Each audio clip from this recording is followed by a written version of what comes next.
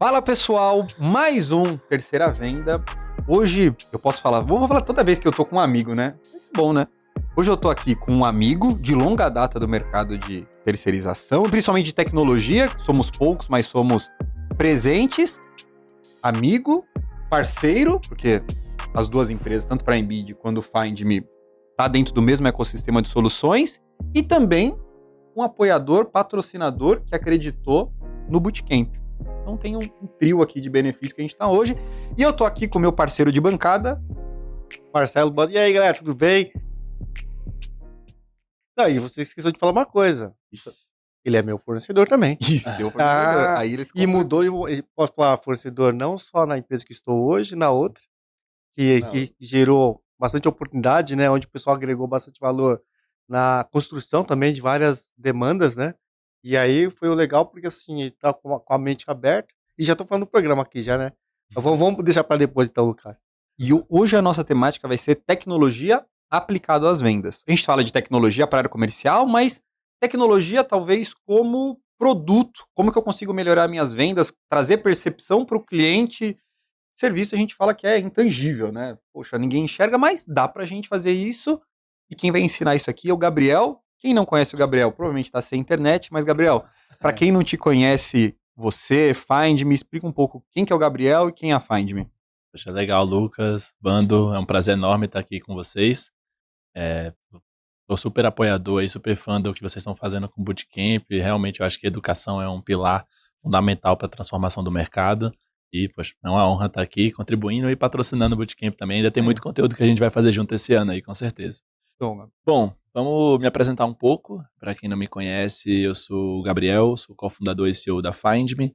Já estou aí nessa jornada há cerca de 7, 8 anos, desde 2015, aí a gente veio para São Paulo em 2016, e a gente veio com uma proposta muito simples, né, de tentar transformar digitalmente o mercado de segurança e facilities.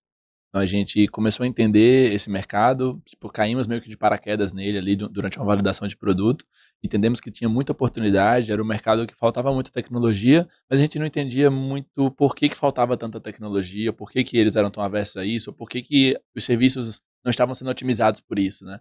E a gente começou a entender, começou a ver oportunidade e desafios também, né? E aí tem uma característica minha que eu sou meio louco por desafio. E a gente comprou essa briga e estamos aí desde então desenvolvendo uma plataforma para ajudar as empresas de segurança e facilities a gerenciarem todas as suas operações terceirizadas, né? Aumentando a sua rentabilidade operacional, entregando maior qualidade de serviço para o cliente e sustentando ainda mais, né? Transformando esse setor. Gabriel, e tem uma curiosidade, não sei se você pode contar, mas eu já vou jogar aqui na mesa aqui. A Find Me não nasceu com essa funcionalidade olhando para o mercado de terceirização, não é? Exatamente. A FindMe surgiu em Natal, né, de onde eu sou, não sei nem se eu tenho sotaque mais, mas ainda bem. Mas a gente surgiu em Natal e a solução que surgiu, na verdade, num evento de startups, eu nem estava nesse evento, eu entrei na FindMe já um pouco depois, e ela surgiu com um objeto, né, tipo um badge que chama, né, uma pulseirinha e tal, Bluetooth, para poder rastrear objetos, né, tipo, minha chave do carro, minha carteira, ou minha filha, meu pai, né, meu avô e tal, para rastrear se essa Apple pessoa se Tag, perdeu. assim, mais ou menos. Tipo um Apple Tag, na época não tinha Apple Tag, então a gente se achava revolucionário. É. E aí, sendo que assim, ficaram quase 2 anos batalhando nisso e, tipo, investindo para fazer as placas, sabe? Construir o hardware da parada. E, assim, empresa de hardware no Brasil já é muito difícil. É muito Empresa B2C no Brasil também é muito difícil. Aí você junta uma empresa de hardware B2C, você tá forçando a barra, né? Você tá forçando a barra. Com só empreendedor de primeira viagem. Então é um negócio assim que tinha que dar errado. Mas aí, o acaso ali sempre nos surpreende e numa validação, Natal, assim, é muito pequeno, né? Então Natal é uma cidade que possibilita conexões que você não consegue, assim, às vezes você tá conversando com um cara que você nem sabe o que ele é. E foi isso que aconteceu. A gente tava conversando com um cara que era amigo do pai de um sócio da FindMe, e a gente tava conversando com ele para ver se ele compraria, se ele queria investir, se ele, a gente sabia que ele era empresário e tal, mas se ele compraria para botar na carteira dele, na filha dele, no pai dele e tal. Aí ele falou, cara, interessante, realmente não vi uma solução assim, eu posso até vir adquirir de fato, mas se você fizer um desses para botar nos meus vigilantes, eu compro quantos você tiver. Aí a gente parou assim, tá querendo botar isso nos vigilantes. E foi nosso primeiro cliente, a gente foi entender, ele falou, ó, essa é a situação, eu tenho um condomínio aqui, esse vigilante tem que ficar fazendo ronda aqui, os moradores estão reclamando que ele não tá fazendo ronda, eu tenho que mostrar isso pra eles. Qual que é qual que é a solução que vocês usam? Eu uso aqui um bastão de ronda. E tá, vamos entender aqui como que a gente pode mudar isso. A gente começou a mudar a solução e moldar a solução para essa operação. E assim, foram várias versões até chegar no... Com ele, o único cliente validando Com ele. A gente Legal. foi acelerado pela Ace, quando a gente... até hoje eu não sei porque que a Ace, assim, eu acho que a gente que é empreendedor sabe que a sorte às vezes tá do nosso lado, Tem um né? carisma muito bom ali. Conseguiram com um cliente, né? E a gente foi conversando com esse cliente, e aí a gente entrou na aceleração da Ace com um cliente que não pagava a gente, porque ele vai, só vou pagar quando funcionar, né? Então a gente foi descobrindo, sendo que foi fundamental a gente ter vindo para São Paulo, porque assim, 1/3 do mercado nacional funciona aqui quando a gente fala de segurança e facilities no geral, né? Então a gente se debruçou sobre esse mercado. Então eu lembro, putz, eu novinho assim, tipo, sem entendimento de nada, só saía com papel e caneta na mão e, cara, batia a cidade de todo canto, ia visitar a empresa em Jundiaí. Você começou com 7 anos atrás, você tinha até uns 13, 14 anos. Né? Não. Mas, Gabriel, você teve que fazer um trabalho muito forte de pesquisa. Por exemplo, você pegou lá uma DEG, uma Contronics, aí você foi estudar um pouco essa ferramenta, e realmente, assim, aí você olhou e assim, o que eu posso fazer diferente? Ou você não fez muito trabalho de pesquisa em relação aos, teoricamente, os concorrentes que já estavam, né, no formato tradicional de bastão? Como é que você fez isso aí? O primeiro ano, praticamente, foi totalmente de pesquisa. Não só de concorrentes, mas de como as empresas funcionavam, porque a gente não tinha noção. Então eu participava de congresso, de evento, de reunião na Fiesp, não sabia nem como é que eu ia parar lá. Eu ia bater nas empresas de tipo, sem um puto no bolso, né? Então eu ia fazer tudo de trem, de ônibus, ia bater em Jundiaí, Santo André, São Paulo inteira dentro, né? Grande São Paulo. Tudo para entender como funcionava. E eu ia sabendo que eu ia levar ou não. Porque eu sabia que eu tinha um produto que não funcionava direito, assim, que era muito pouco. Mas eu ia para lá para ver o que o cara ia me dizer. Então eu ia para lá de fato. Eu não fazia, não era um field sale, né, uma venda de campo com o objetivo de fato de vender, mas sim de aprender. E isso foi tão verdade que na aceleração que a gente passou na Ace, os primeiros 6 meses foram só focados em validação de negócio. Então a gente não tinha que entregar meta de cliente para eles. A gente tinha que entregar meta de validação de persona, validação de problema, validação de solução. E a gente aplicou toda uma metodologia focada nisso. Então foi realmente estudando. Depois a gente ficou com validação de tração, de como que a gente pode tracionar nesse mercado, qual que é a estratégia para crescer e tal. Então foram 6 meses de validação de ideia, de problema e solução, persona.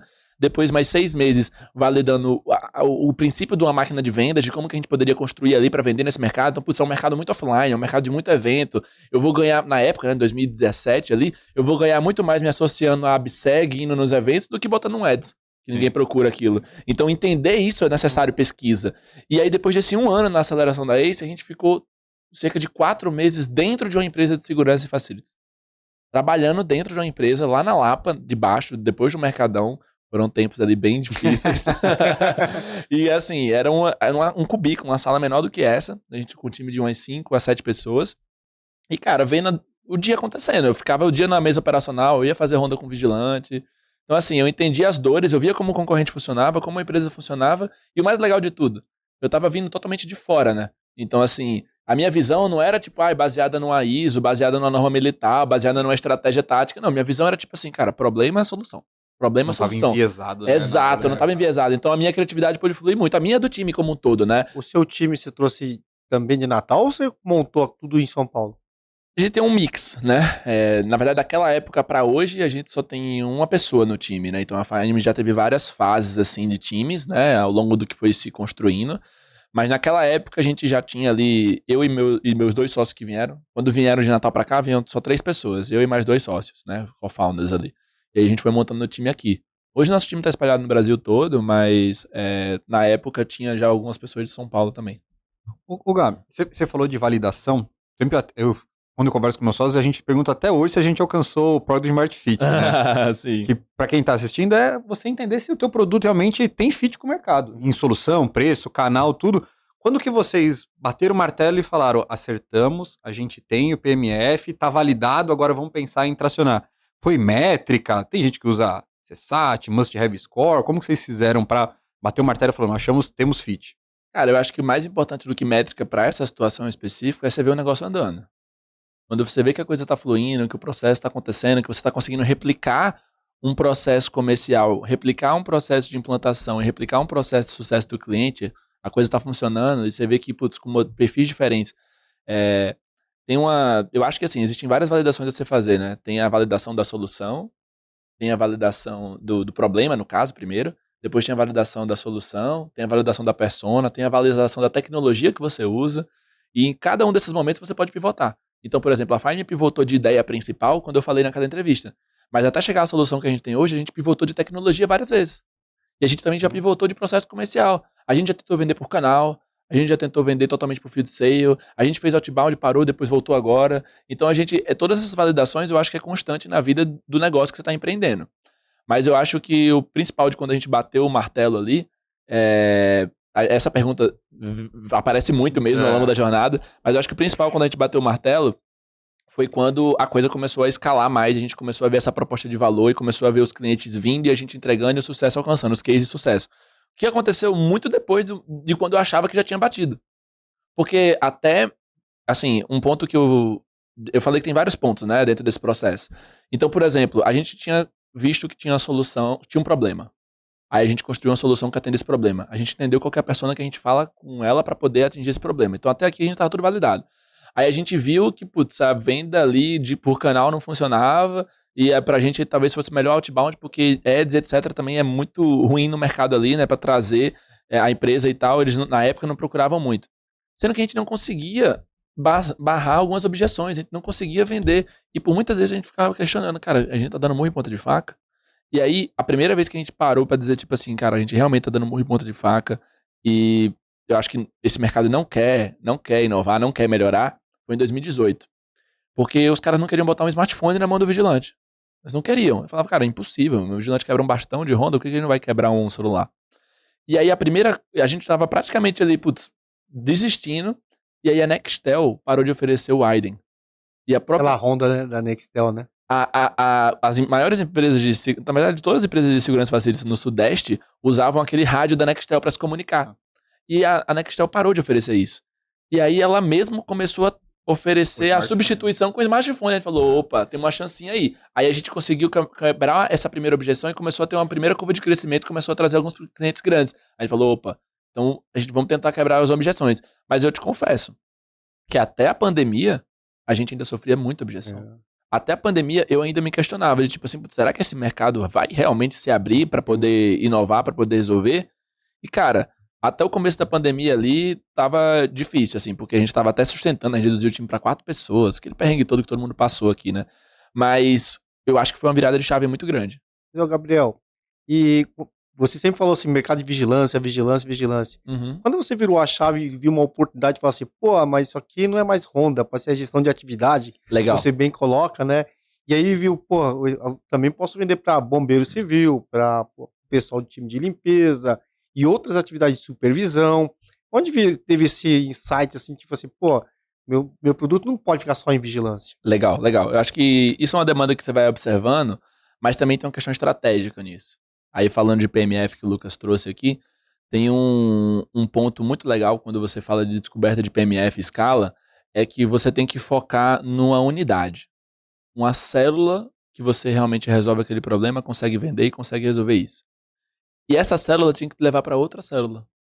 Então, às vezes, você fica achando que a sua solução é melhor você escalar abrangindo o mundo todo. Mas você não consegue abraçar o mundo todo, ainda mais quando você é uma startup e tem pouco recurso. Então, você tem que focar numa única persona, num único problema, com uma única solução, com um único processo de venda. Cara, é isso, é foco. Foco e simplicidade. Consegui ultrapassar isso, me solidifiquei, sou reconhecido como uma das principais ferramentas de controle de Honda, de vigilância, dessa operação aqui, sou. Esse mesmo cliente me leva para facilities. Esse mesmo cliente me leva para bombeiro. Esse mesmo cliente me leva para os outros. Então era questão estratégica da gente ir para os outros. A gente já sabia que ia para os outros, sendo que a gente decidiu primeiro focar nesse ponto. E aí os próprios clientes naturalmente já foram chamando a gente para as outras soluções e a gente foi expandindo. Então só para vocês terem uma noção, hoje 60% do crescimento da Findme nos últimos 2 anos vem de upsell.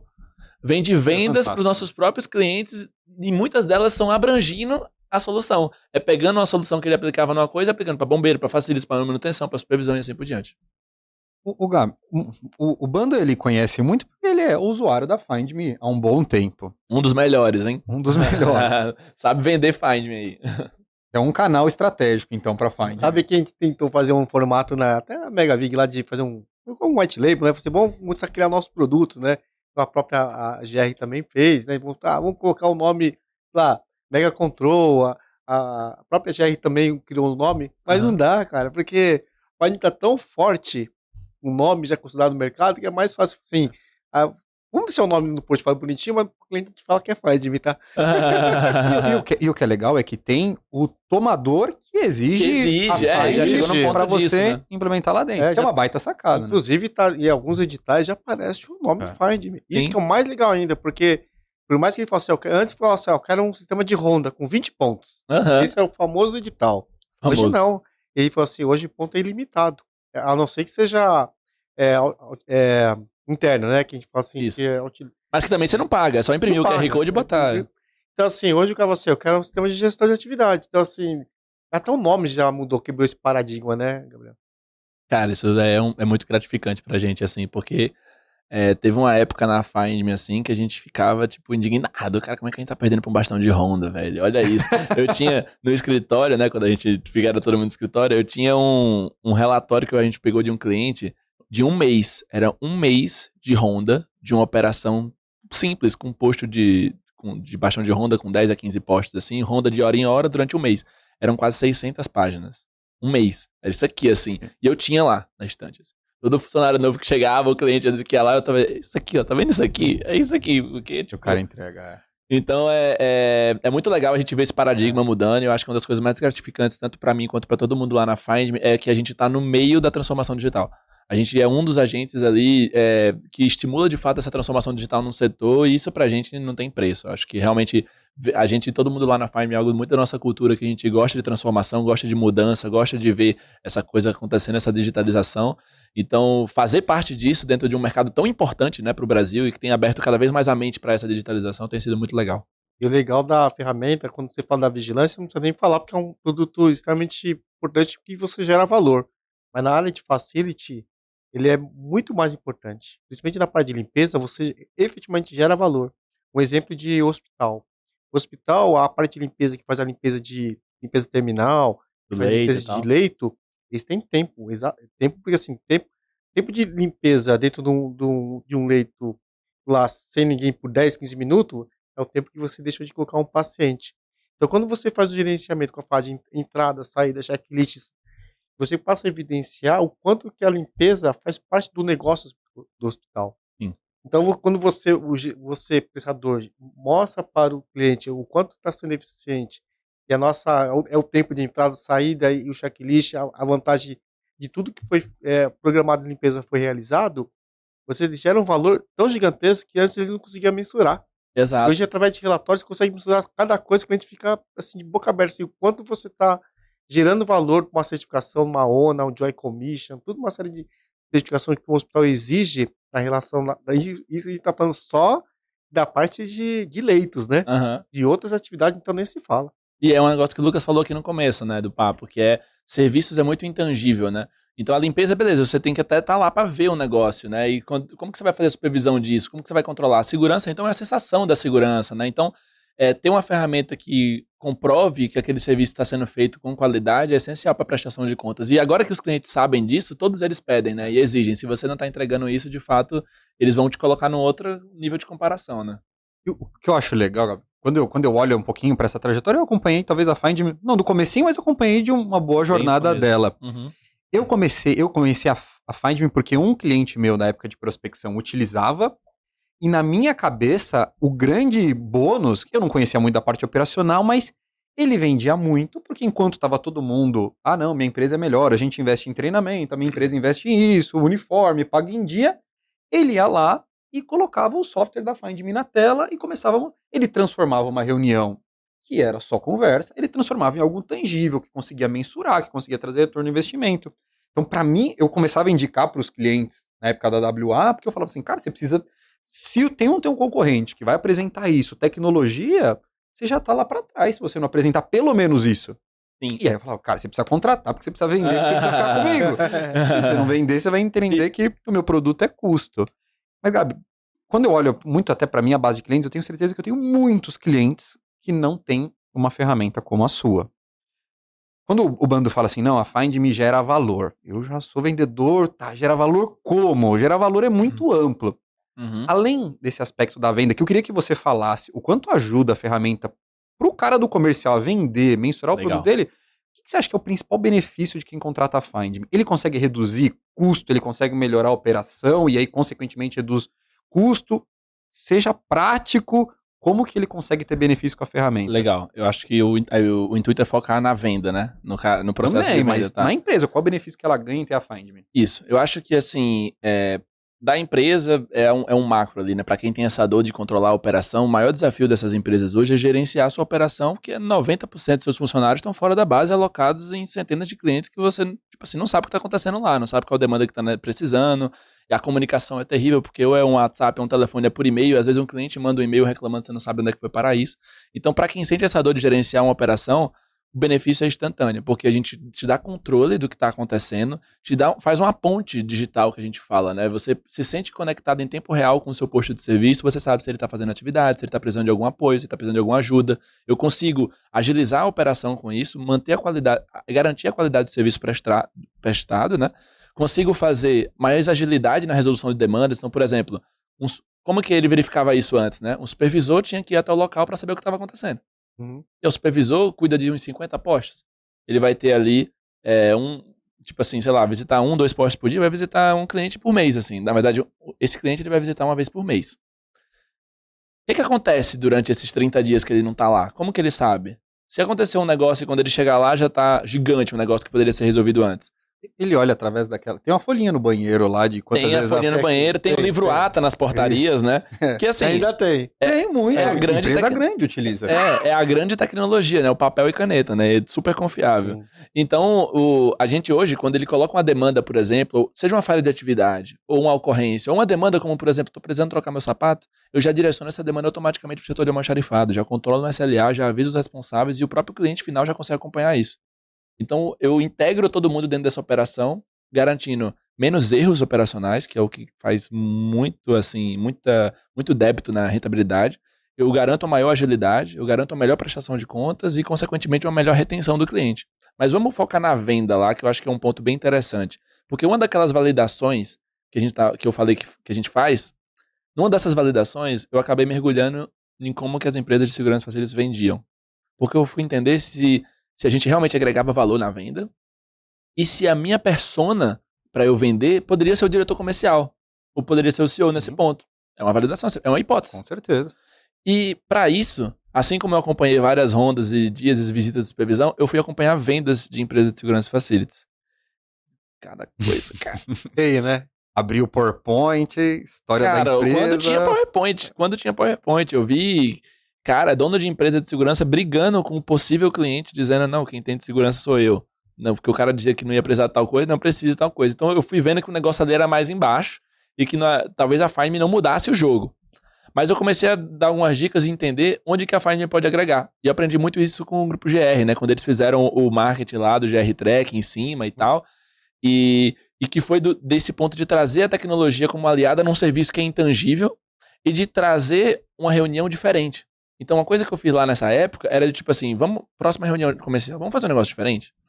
Ao invés de você ir lá e apresentar a solução já e tal, vamos fazer um negócio diferente, vamos montar aqui, a gente já sabe onde é que vai ser a reunião, né? Vamos montar aqui alguns pontos de GPS em volta do local onde a gente vai estar na reunião. No local de verdade. No local de verdade, que a gente vai vender, que a gente consegue implantar tudo remoto. Então nem precisava ir lá para montar, a gente montava tudo, instalava o aplicativo no celular do dono da empresa lá e a gente foi para a reunião. Chegou na reunião, a primeira coisa que a gente fez foi tipo dar uma introdução básica e dizer, bom, a maioria, aí você joga no plano B do cliente, né? Tipo, a maioria dos clientes que você tem aqui, dos fornecedores que vêm até aqui com você, provavelmente te oferecem o mesmo, né? O mais do mesmo. É um mercado extremamente comoditizado, né? Então, e você também não tem nem como garantir que o serviço que ele está vendendo para você vai ser entregue. Exatamente. Como que você pode saber que o meu, de fato, vai ser entregue? Acompanha essa telinha aqui. Aí pegava o outro, entrava dentro do carro, saía dando a volta, mandava uma ocorrência com foto do condomínio na hora, trazia e o cara ia acompanhando tudo em tempo real aparecendo ali. Então, a gente fez isso uma vez, desde quando a gente fez isso, todos os clientes que fecham com a gente fala dessa possibilidade, né? Tem aquele treinamento comercial que o Bando já deve ter assistido algumas vezes aí, e a gente fornece uma plataforma gratuita só para o time comercial.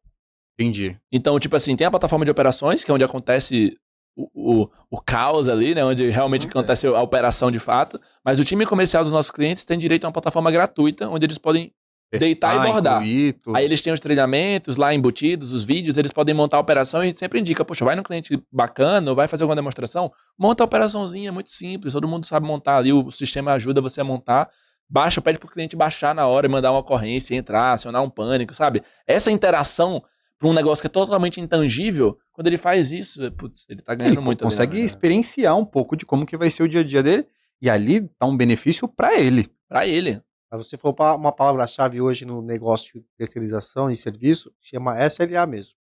Só que o SLA ele é muito subjetivo quando você não tem processo. E o FADM te traz processo. E assim, como é que você gerencia a distância? Através de processo.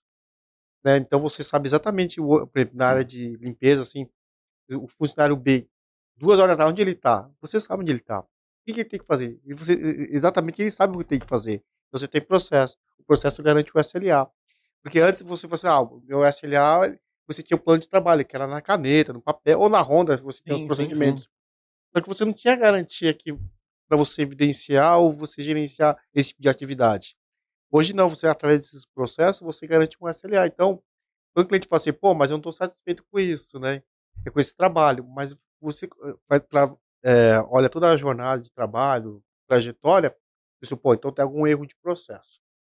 Ou foi um erro de técnica que o meu funcionário não executou, mas foi executado. Talvez eu tenha que dar um treinamento melhor para ele. Então você consegue pegar Exato, no gargalo, exatamente. No gargalo onde está errado. Porque às vezes o processo está correto, tem o SLA e tal, mas quando você formatou o programa lá, ele não é o erro do programa que você entrou a 5 ou entrou a 7. Talvez foi o checklist que você montou, ou a técnica de limpeza, ou técnica de segurança que ou a própria execução da pessoa. Não é o equipamento ou o software.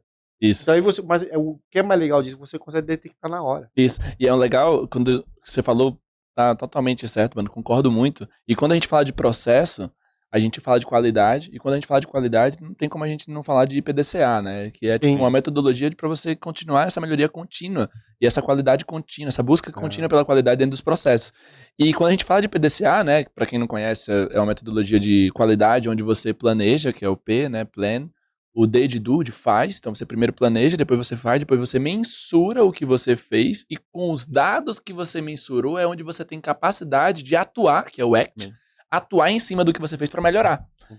E o Find Me entra exatamente nesse C, que é o check do PDCA. Então você pode planejar fazer toda a tua análise de risco lá da operação, ou então você pode planejar todo o seu plano de trabalho de limpeza lá, de manutenção, do que for. Você vai executar. Mas como que você vai saber como é que foi a execução? Como que você vai avaliar para poder fazer uma melhoria contínua disso? Então você tem que checar, você tem que controlar. Se você não mede, você não controla, né? Você tem que mensurar para você controlar. E a partir do momento que você pega esses dados, você tem inputs para poder melhorar aquele processo e seguir sempre prestando um serviço cada vez melhor.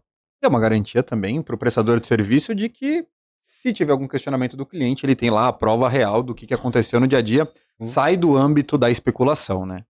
Eu vou fazer uma pergunta para o Bando entender o cenário hoje. Na época que eu acompanhava esse cliente que ele fazia, eu acredito... Não existia, eu não lembro de ter outra solução que concorria diretamente com você dentro desse modelo que vocês implementavam. Hoje, como é que está o mercado? Todo mundo tem uma ferramenta, todo mundo consegue mensurar? Ou ainda isso, mesmo depois de 7 anos, muitas empresas não utilizam, mano? Eu acho que depois, como veio a FADM, já vieram outras empresas, né? A Performance Lab, que tem uma proposta diferente para agregar outros tipos de gestão. Tem a própria HK, que tenta colocar algumas atividades, a Datamass, que está colocando algumas informações também. Só que ainda eles têm que estudar um pouco mais, fazer aquele trabalho de... Realmente a Find Me fez, realmente de sentar, de dormir na casa do estudar, prestador por um tempo. Realmente, porque assim, hoje, não estou dizendo essas três que eu comentei, mas no geral, eles estão tentando talvez copiar, mas sem profundidade, sabe? Em algum momento, lógico que eles vão chegar, talvez até performar um pouco melhor do que a FADM. Isso faz parte do natural do ciclo. Mas eu tenho certeza que quando eles chegarem nesse ciclo, eu tenho certeza que a FADM também já está em outro patamar. Então é uma questão de ciclo mesmo, e também tem a questão de investimento, tem uma série de mindset, de pegar uns caras doidos igual ele que fez isso. Eu acho que não é tão fácil assim, né? Eu posso agregar um pouco nesse ponto, Lucas. Eu acho que, assim, de fato, depois da pandemia, o mercado ele se abriu muito para tecnologia e, né, os profissionais viram o quanto que isso pode agregar, então viram como que dá para fazer uma gestão remota da operação, como que dá para... Os clientes finais começaram a exigir mais de tudo isso, né? E eu acho que as pessoas em volta começaram a perceber. E viram que algumas empresas estavam dando certo, como a Findme ou algumas que você citou, então isso começou a virar uma oportunidade. Cara, depois de 2022, do ano passado pra cá, todo mês eu conheço um concorrente novo. Todo mês eu conheço um concorrente novo. Chegou um momento lá na Findme que a galera tava preocupada. Porque às vezes vinha concorrente colocando R$1 a licença. Sabe, fazendo aquelas coisas de lavanderia chinesa, assim, chegando com tudo. Então, assim, não, e aí os caras vindo com tudo, né? E você via soluções, cara, copycat da nossa, assim, a cara da nossa. E a galera começou a ficar preocupada. E assim, eu tive que parar, chamar o time, numa reunião geral, claro, né? Aproveitando lá outros pontos. Foi bem no kickoff de 2022 para 2023, assim, fazendo o planejamento e tudo mais. E eu falei com o time, eu falei, gente, sei que todo mundo viu muitos concorrentes surgindo, a gente perdeu alguns clientes para concorrentes, a venda está se tornando um pouco mais difícil, mas vamos parar para lembrar uma coisa, qual que é o nosso propósito? Nosso propósito é ver a transformação digital do mercado, é contribuir com isso, é revolucionar o setor através da transformação digital das suas operações. Se os concorrentes que estão surgindo são aplicativos, estão digitalizando, estão melhorando a operação desse mercado, estão fazendo essa galera abrir a mente para isso, cara, a gente tem que ficar feliz e fazer o nosso melhor. Porque, de fato, a transformação aconteceu. Eu lembro quando o nosso concorrente principal era o bastão de ronda. Eu lembro quando o nosso concorrente principal era o papel. E hoje eu converso, meu time de vendas conversa com os clientes e ninguém quer nem falar de bastão de ronda. Não quero isso, não sei o que lá. Já vou olhar o aplicativo. Quando o cara fala que está comparando a gente com outras, é com o aplicativo. Isso aumentou muito nossos leads inbound, por exemplo. Porque eles vão buscar aplicativo, qual que é que tem mais conteúdo na internet, qual que é que tem mais case de sucesso, é a Findme. Então isso, de certa forma, também contribui pra gente, porque o mercado todo está sendo educado, amadurecido diante da tecnologia. E aí, a provocação que eu soltei pro time, não só uma provocação, mas uma provocação com direcionamento estratégico e onde a gente distribuiu todo o planejamento tático desse ano, foi, cara, não vamos mais competir por feature de aplicativo de atividades. Tipo assim, a gente já tem um aplicativo muito robusto, já tem uma plataforma muito robusta para controlar as atividades. Vamos continuar evoluindo como a gente tem de backlog. Mas a transformação dessa área já engatou a marcha. Já está na quinta marcha aqui, agora é só ir até todas as empresas de fato digitalizarem a operação, largar o papel e bastão de ronda. Vamos começar a olhar para os outros horizontes. Assim como a gente construiu essa onda, vamos construir as próximas. O que é que a gente pode digitalizar mais?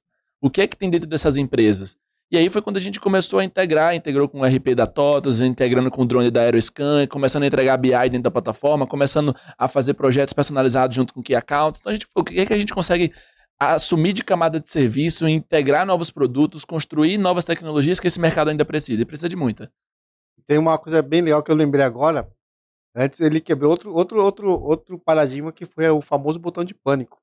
Antes o botão de pânico é como se fosse um chaveiro, o botão de pânico remoto. O botão de controle remoto, se liga o carro em 10, 15 metros. Então, para você ter uma ronda de perímetro que tem 2 km, ou o cara tem que botar 300.000 antenas, né, para poder gerar o botão de pânico, ou tinha o botão de pânico lá remoto. E eu lembro no início, o botão de pânico da Findme ia só no e-mail. Hoje já está integrado com a API lá com Sigma. Sigma, Mone, então, Central, assim, várias hoje coisas. O vigilante vai fazer a ronda com o carro, com a moto, 1, 2, 3 km, como é celular, hoje não tem mais distância. Onde ele estiver, ele aperta o botão de pânico. Ele agita, né? Na verdade, é só ele digitar o celular bloqueado que ele dispara. 3 segundos, né? Porque antes era o botão também, mas os clientes falavam, cara, o cara tá sendo rendido, ele vai abrir, bloquear o celular, abrir o aplicativo, apertar o botão, a gente de fato. Então a gente foi feito esse paradigma também do botão de pânico convencional. Total. Né? Cara, se você tem uma... centralzinha de alarme e tal. Você falou um negócio que eu lembrei agora. Teve um dos nossos primeiros clientes lá em Natal que o cara fazia controle de ronda com botoeira de pânico. Velho, imagina o trampo que era botar todas essas antenas e o cara não tinha um bastão. Ele ia lá e apertava um botão dessas botoeiras de alarme, ele apertava esse botão para dizer que passou naquele local. Ele distribuía isso, velho, Ah, você sabe como é que preço. Puxou a transformação Sabe- digital mesmo. Sabe Olha como o o pessoal custo disso, burlava, velho. não sei se você sabe disso. Sabe como o pessoal burlava a Honda com bastão? Eles pegavam todos os botos da parede, levavam pra portaria e Ficava apertando. A famosa Honda de Mas, gaveta. não, mas aí depois no outro dia colava lá com chiclete, sei lá o que o cara fazia. Né, parafusava, botava... Parafusava. Hoje, cara, o cara, não, isso o cara burlar não tem como, porque é tudo o GPS. GPS, Então, QR Code vinculado a GPS, Então, assim, não tem timer. como o cara burlar, né? Então, até nisso eles pensaram em relação... Um dos nossos primeiros desafios era isso, assim, uma das primeiras dores que a gente Como eu posso pegou foi... burlar, né? A gente ficava, tipo assim, tentando quebrar. O desenvolvedor jogava o app pro nosso time de suporte, o time de suporte ficava tentando quebrar o app, alguma coisa, era isso, direto. Ô, Gabi, puxando até essa que o Bando trouxe, essa questão, como que foi a retenção? Porque você vende pro prestador de serviço, mas não sei se estou falando besteira, mas o usuário final vai ser o vigilante. Como que foi a aceitação deles? Eu acredito que talvez teve bloqueio, puxa, eu imagino que deve ter uma sabatina no início. Você tira o cara da zona de conforto. As empresas entenderam, compraram essa briga? Como que foi esse processo? Cara, de fato, isso ainda acontece hoje, né? Eu acho que todo mundo tem essa resistência quando vai trazer inovação e tecnologia. O pessoal da Heineken lá que usa a Fine me chamava de Fodmer. Não sei nem se pode falar isso aqui. Mas, enfim, então, assim, tem esse ponto, porque afinal de contas, né? Eu tô entregando o que o cara tá fazendo. Se o cara não tá fazendo o que era pra fazer, obviamente... O erro não tá na tua ferramenta. Não vai ficar legal. Mas uma coisa foi que desde o começo, a gente se preocupou com isso. Então, desde o começo, a gente falou, cara, se o funcionário lá da ponta não usar nosso aplicativo, não tem solução. Ele vai boicotar, né? Ele vai Como boicotar. qualquer sistema. Exato. Então, cara, a gente tem que ser amigo desses caras. Então, desde o começo, a gente tem um suporte direto com o posto. Então, o vigilante liga pra gente, o porteiro liga pra gente, a ASG liga pra gente, manda o WhatsApp pra gente. E a nossa proposta, né, sempre foi, cara, ser o melhor atendimento possível com esse cara. E comprar ele, fazer relacionamento. A gente já teve muitas histórias boas do usuário final com a gente.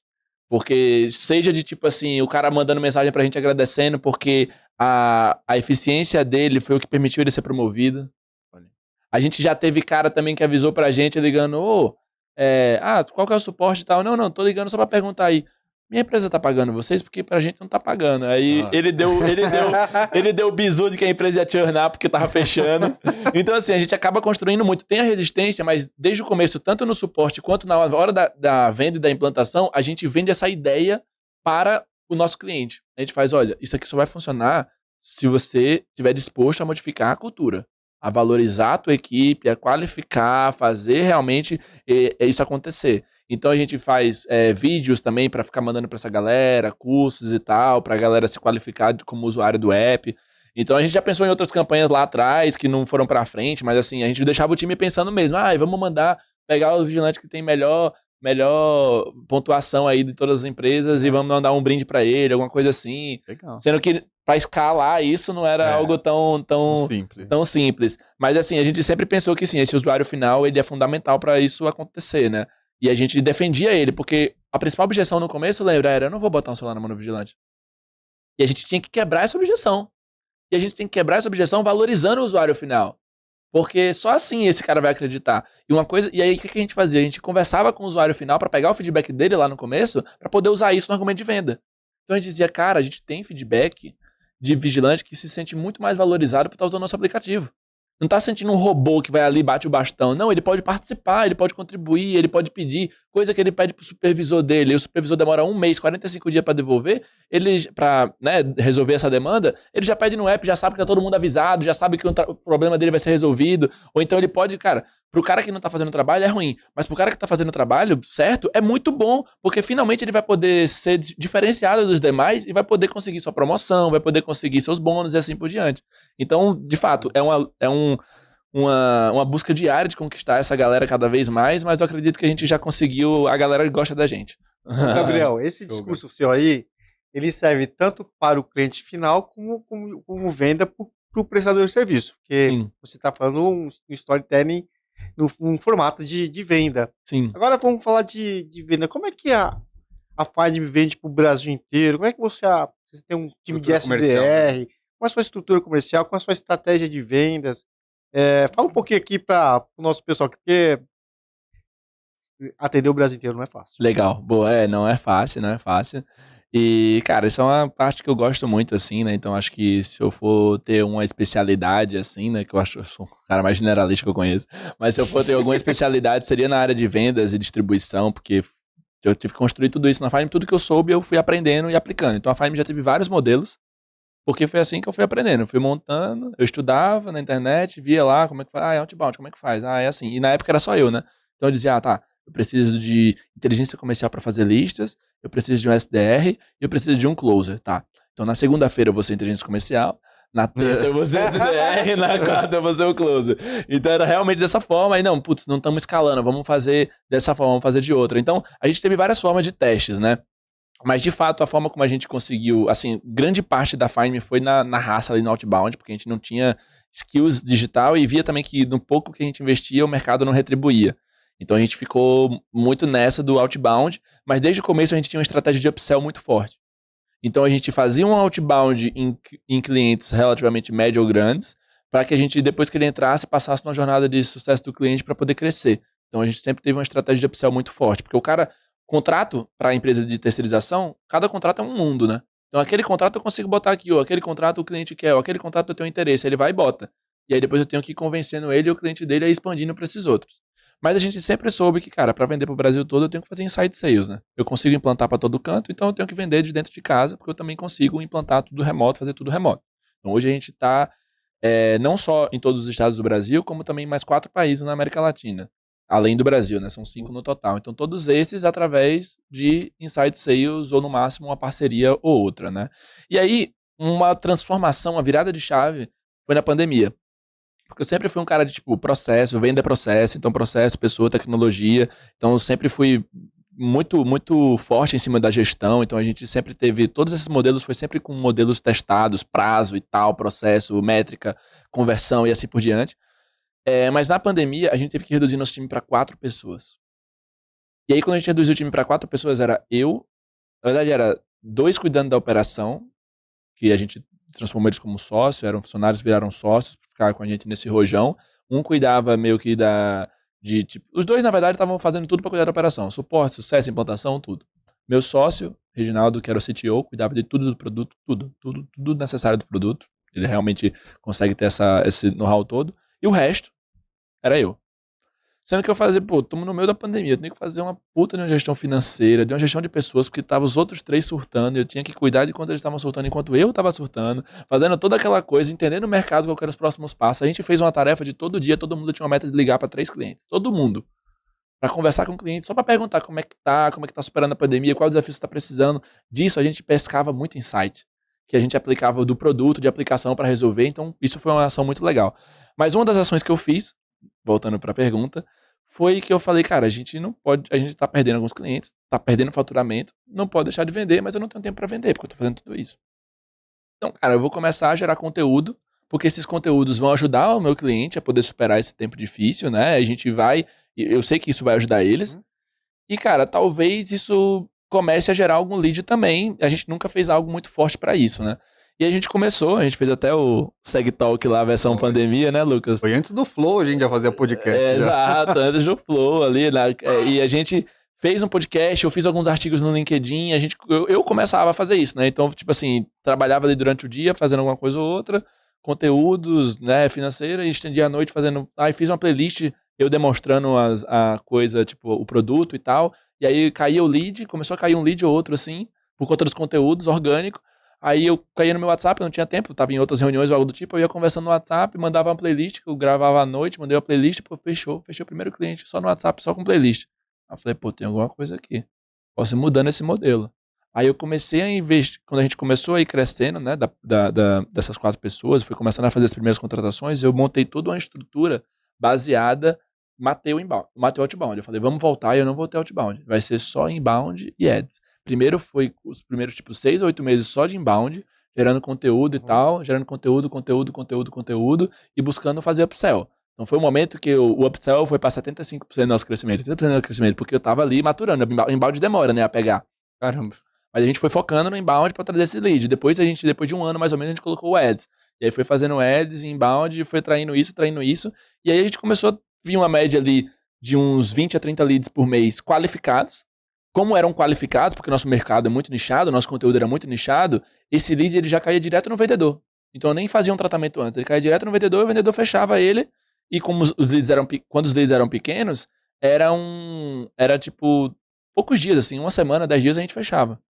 Então a gente começou a estruturar e consolidar isso e começou a investir bastante nisso. Sendo que chegou num ponto, mais ou menos no começo, beleza, isso a gente terminou em 2021. Aí quando foi começar 2022, a gente fez, beleza, conseguimos crescemos aí quase 50% no ano ali de 2021, só na base do inbound e um adzinho. Aí ele falou, tá, mas ainda é pouco, a gente precisa crescer mais, então agora eu acho que talvez valha a pena a gente voltar a testar o outbound. Aí a gente contratou um SDR e fez uma proposta, fez um processinho de SDR ali sem muito investimento, de pré-venda. Porque, para atingir a empresa grande, a gente precisa disso. Nosso ticket médio desceu, porque todos esses clientes que vêm do inbound eram muito pequenos, assim. O nosso ticket médio desceu muito, ele precisava voltar a aumentar o ticket médio, e além do upsell, né? Que era muito maior nos clientes grandes. E no outbound é quando você alcança esses caras. Então a gente começou a fazer outbound de novo no começo do ano passado, foi testando ao longo do ano para ver se valia a pena, e aí, o que é testar, né? É avaliar, cara, beleza, qual que é o ticket médio do lead que tá vindo de outbound versus o ticket médio do lead que tá vindo do inbound versus o ticket médio do lead que tá vindo do ads. Qual que é a conversão de todas as etapas do funil em cada um desses processos, qual que é o tempo de venda até passar em todos esses funis e qual que é o meu CAC em cada um desses canais. Então, qual que é o meu CAC em cada um desses canais, né? Então, meu ticket médio do outbound tá um pouco maior, o meu CAC tá menor, porque eu posso até ter mais custo, mas eu tô pagando ele melhor com a quantidade de clientes que eu tô trazendo, tô tendo uma conversão aqui, vale a pena investir nesse canal. Então a gente passou o ano inteiro mensurando, tentando extrair o máximo daquele nível de investimento. Quando virou esse ano, a gente contratou mais um SDR, a gente botou uma ferramenta de prospecção, então a gente elaborou isso. Então hoje, resumindo nossa máquina de clientes, que a gente chama, né? A gente tem um cálice, a gente não chama de funil de vendas, porque a gente faz muito upsell, né? Então pra gente é a jornada como um todo. Vamos ver se eu consigo especificar aqui com a mão. No funil aqui na etapa... Cálice invertido. Na verdade a gente é assim, né? Tem um cálice, assim, tá. tipo, 2 funis juntos, assim, sabe? Não cálice direito. Cálice de pingus, né? Cálice de pingus. Bom, imagina 2 triângulos aqui. Sim. Nesse primeiro funil, eu tenho a aquisição. Então aqui na aquisição, a gente tem 4 formas de atrair leads. Inbound, ads, então a gente tem LPs rodando aí pra gente, é separado, mas eles atuam junto no processo, né? Mas eu tenho o lead que vem inbound, orgânico, o lead que vem das campanhas de ads, o lead que vem do outbound e o lead que vem de marketing, que a gente chama marketing community, que é eventos, é um bootcamp, Indicação, é uma você entra feira. Indicação ela entra dentro do marketing porque vai passando. É muito forte a indicação pra gente também, cada vez mais estimula isso. É base de relacionamento. Então o marketing é relacionamento. Então, a gente tem esses 4 canais. Todos esses 4 canais são gerenciados por um squad chamado Acquisition Squad. É o squad focado em aquisição. Ele foca na atração desses leads e na conversão de leads pequenos. Por quê? Quando cai esses leads, qualquer um desses leads, quando cai em qualquer um desses canais, eles caem no SDR. Esse SDR, que é o pré-vendas, ele faz a qualificação desse lead. Seja o lead que ele trouxe ou seja os leads que vieram desses outros canais. De outbound também? O outbound ele prospecta e qualifica. Ah, tá. Ele faz o SDR e faz o BDR. E ele faz o BDR também, exato. Então ele é o pré-venda ali, aí a gente tem uma plataformazinha, né? E aí ele tá lá fazendo atividadezinha, caiu o inbound, já pinga aqui, ele já faz o atendimento na hora. Perfeito. E aí, tem o 2 aqui. Esses 2 eles pegam e qualificam essa oportunidade. Se a oportunidade for pequena, que a gente considera um cliente B ou C dentro da nossa segmentação, ele vai seguir um processo low touch, que é um processo que eu não tenho tanto esforço. É um processo que, baseado naquela minha validação lá do WhatsApp, a gente atua com playlist, a gente atua com no máximo uma reunião de 20 minutos para tirar a dúvida, bater a proposta e a gente fecha entre 11 e 15 dias. Então, esse é o processo low touch. Fecha rápido, ticket médio rápido, CAC ali é volume, aqui eu quero fechar dezenas de clientes por mês. E depois disso, ele segue uma jornada low touch também. Então a implantação dele é EAD, com poucos pontos de contato. Os pontos de suporte dele é por WhatsApp e e-mail, não tem ligação. Ele não tem um gestor de sucesso tão próximo, ele tem um gestor de sucesso, mas que olha o macro da jornada, ele vai receber muitos conteúdos dentro da trilha dele, ele vai ter apoio ali quando tem algum risco, algo do tipo, vai chegar alguém para ajudar ele, tem um suporte muito proativo, mas ele segue uma linha low touch, E eu tenho um outro squad que cuida desses tipos de clientes, que é o meu squad de Transformation Low Touch. O cliente hoje, desculpa só para cortar, o cliente hoje, mesmo desse tamanho, ele aceita esse tipo de experiência de fechamento? Aceita, tem funcionado bem, até porque muitos deles, dessas empresas pequenas, são o dono ou o gerente que já tá super atolado. Então o cara não tem nem tempo pra reunião. O cara tá, meu Deus, me manda a proposta logo. Não, então vem essa playlist aqui. E aí você me diz o que você tá achando. Aí o cara, beleza. Às vezes fecha pelo WhatsApp, numa ligação, algo do tipo. Então, a gente viu que até pra esse cara é melhor, porque esse cara tá muito atordoado com a coisa ali. E ele mesmo é o decisor, que geralmente ele é o dono ou é um influenciador muito próximo, e ele tá muito atolado de tempo. É mais emocional. Exato. Aí ele pega ali muito nisso. Não tem muitos tomadores de decisão, então não tem muito aqui. A gente pega o influenciador ou pega o decisor e já tenta fechar ali mesmo no gatilho. Só pra eu matar um pouco essa sua apresentação, que tá perfeita, mas uma dúvida só. Se ele não assistiu essa linha de conteúdo, eu falo porque isso aqui às vezes acontece com a gente tem um processo parecido. O que acontece com o cara que não assiste essa linha de conteúdo, num possível churn dele não tem entendido, mas ele fechou? Por exemplo, ele não assistiu a playlist, viu a proposta, fechou e depois ele voltar porque ele falou, pô, não achei que era isso. Acontece? Cara, acontece. A gente tenta evitar muito, mas a gente tenta mapear muito a dor dele antes. Então, tipo assim, ele pode até não ter assistido, mas a gente entende que a gente vai resolver a dor dele. Tá, entendi. Aí você Então, vai alinhar a expectativa depois no meio do caminho ali. Na implantação. Porque na Entendi. implantação ele tem um papo com o implantador. E Entendi. aí esse papo de implantador, ele explica o EAD, dá umas boas-vindas, explica como vai ser e direciona o cara de acordo com a dor que foi mapeada lá na venda. Então, às vezes, o cara chega, eu quero implantar tudo isso aqui, porque a gente tem muitos módulos. Aí o cara, eu quero implantar tudo isso, eu quero revolucionar tudo. Aí a gente faz, não, calma. O problema principal é esse aqui, não é de acordo com o que a minha amiga ali das vendas falou? Então, pra resolver isso aqui, a gente vai aplicar esse módulo. Vamos passar 3 meses nisso aqui, tá? Depois desses 3 meses resolvido o problema, aí a gente começa a aplicar os outros. Essa é a minha sugestão. Perfeito. Então a gente começa a guiar, e esse é um dos nossos grandes diferenciais. A gente tem uma transformação, uma jornada de transformação para ajudar esses clientes a integrar a tecnologia com a sua operação, porque eles não sabem fazer isso. O foco é engajamento. O foco é engajar esse cara, é engajar ele, porque às vezes ele vai tentar abraçar o mundo e não consegue. Então a gente sabe que, cara, é melhor você começar por aqui, é melhor você receber valor aqui, e a gente vai focando nessa percepção de valor. Tá, percebeu o valor aqui? Ótimo, vamos agora pra próxima. Percebeu o valor aqui? Vai pra próxima. Mas, quer fazer mais uma pergunta? Não, eu ia falar só, aqui a gente chama dos quick wins, né? Quick wins, as exato. pequenas vitórias que a gente, em vez de eu falar assim, pô, pro meu cliente ter sucesso é ele ter retorno sobre investimento. É Exato. muito longe. Se eu falar isso pra ele, a questão dopamina dele vai ficar muito distante e ele vai entender tudo isso como frustrante. Agora, quando eu crio pequenas vitórias pra ele, eu falo assim, cara, o teu primeiro objetivo é aumentar o teu volume de proposta. Depois vai ter propostas mais qualificadas, otimizar, aí ele vai ganhando pequenas coisas e ele vai sentindo o progresso. Aí quando chegou aqui, ele já tá feliz da vida. Já. É gol, né? Exatamente isso. É exatamente isso que a gente traça, e desde o mínimo, tipo assim, cara, você contratou a gente pra substituir um bastão, então seu primeiro quick win vai ser um relatório digitalizado. Mostrar pra ele depois, exato. né, cada pequena vitória. E aí a gente tem essa jornada low touch, sendo que, ao mesmo tempo, a gente tem uma linha que segue aqui embaixo, que é o funil high touch. Então quando esse pré-venda lá, ele recebeu o lead, que seja da outbound que ele trabalhou, ou do market community, ou do ads, ou do inbound, e ele entendeu que esse lead é uma grande oportunidade, ele não vai para o funil low touch, ele vai para o funil de vendas high touch. E aí no funil de vendas high touch, além de eu ter também pessoas mais experientes tratando com isso, eu tenho um processo mais longo que dura 45, 60, dependendo da empresa, infelizmente dura muito tempo. Vai pro presencial quando precisa. Vai pro presencial, faz reunião, faz POC, faz reunião com 1, com 2, etc. Dentro do cenário 1 e 2 e tal, etc. Mas quando fecha, é um ticket que compensa todo esse custo que a gente teve para atrair esse cara. E quando ele entra, a gente não para aí no high touch. Toda a jornada de sucesso dele segue high touch. Então ele tem um gestor de sucesso dedicado dentro de outro squad, é um squad de transformação high touch que a gente chama. Então, é outra jornada. Ele tem um Account Success Plan, onde a gente vai desenhar junto com ele um cronograma de operações, de treinamentos, de aplicação da tecnologia, de como que tudo isso vai acontecer. Eu acho que o Bando já viu um Account Success Plan desse acontecendo lá com o time de operações. Mas lá no seu formato, então só tem 880, ou ele vai nessa linha... Ou ele é low touch ou ele é high touch. Ah, tá. O mid touch, ele é só quando, tipo assim, a gente tem um cliente do high touch que não vale tanto a pena, ou que tá bem estável, o cara que tá super satisfeito, o cara não tem mais o que explorar ali, então a gente começa a diminuir os touch points com ele. Ou quando um cliente do low touch tá em risco, aí a gente vem pro mid touch. Mas nunca um cliente do low touch vai ter a experiência do high touch, nem o high touch vai ficar só low touch. O mid touch ele tá ali para compensar.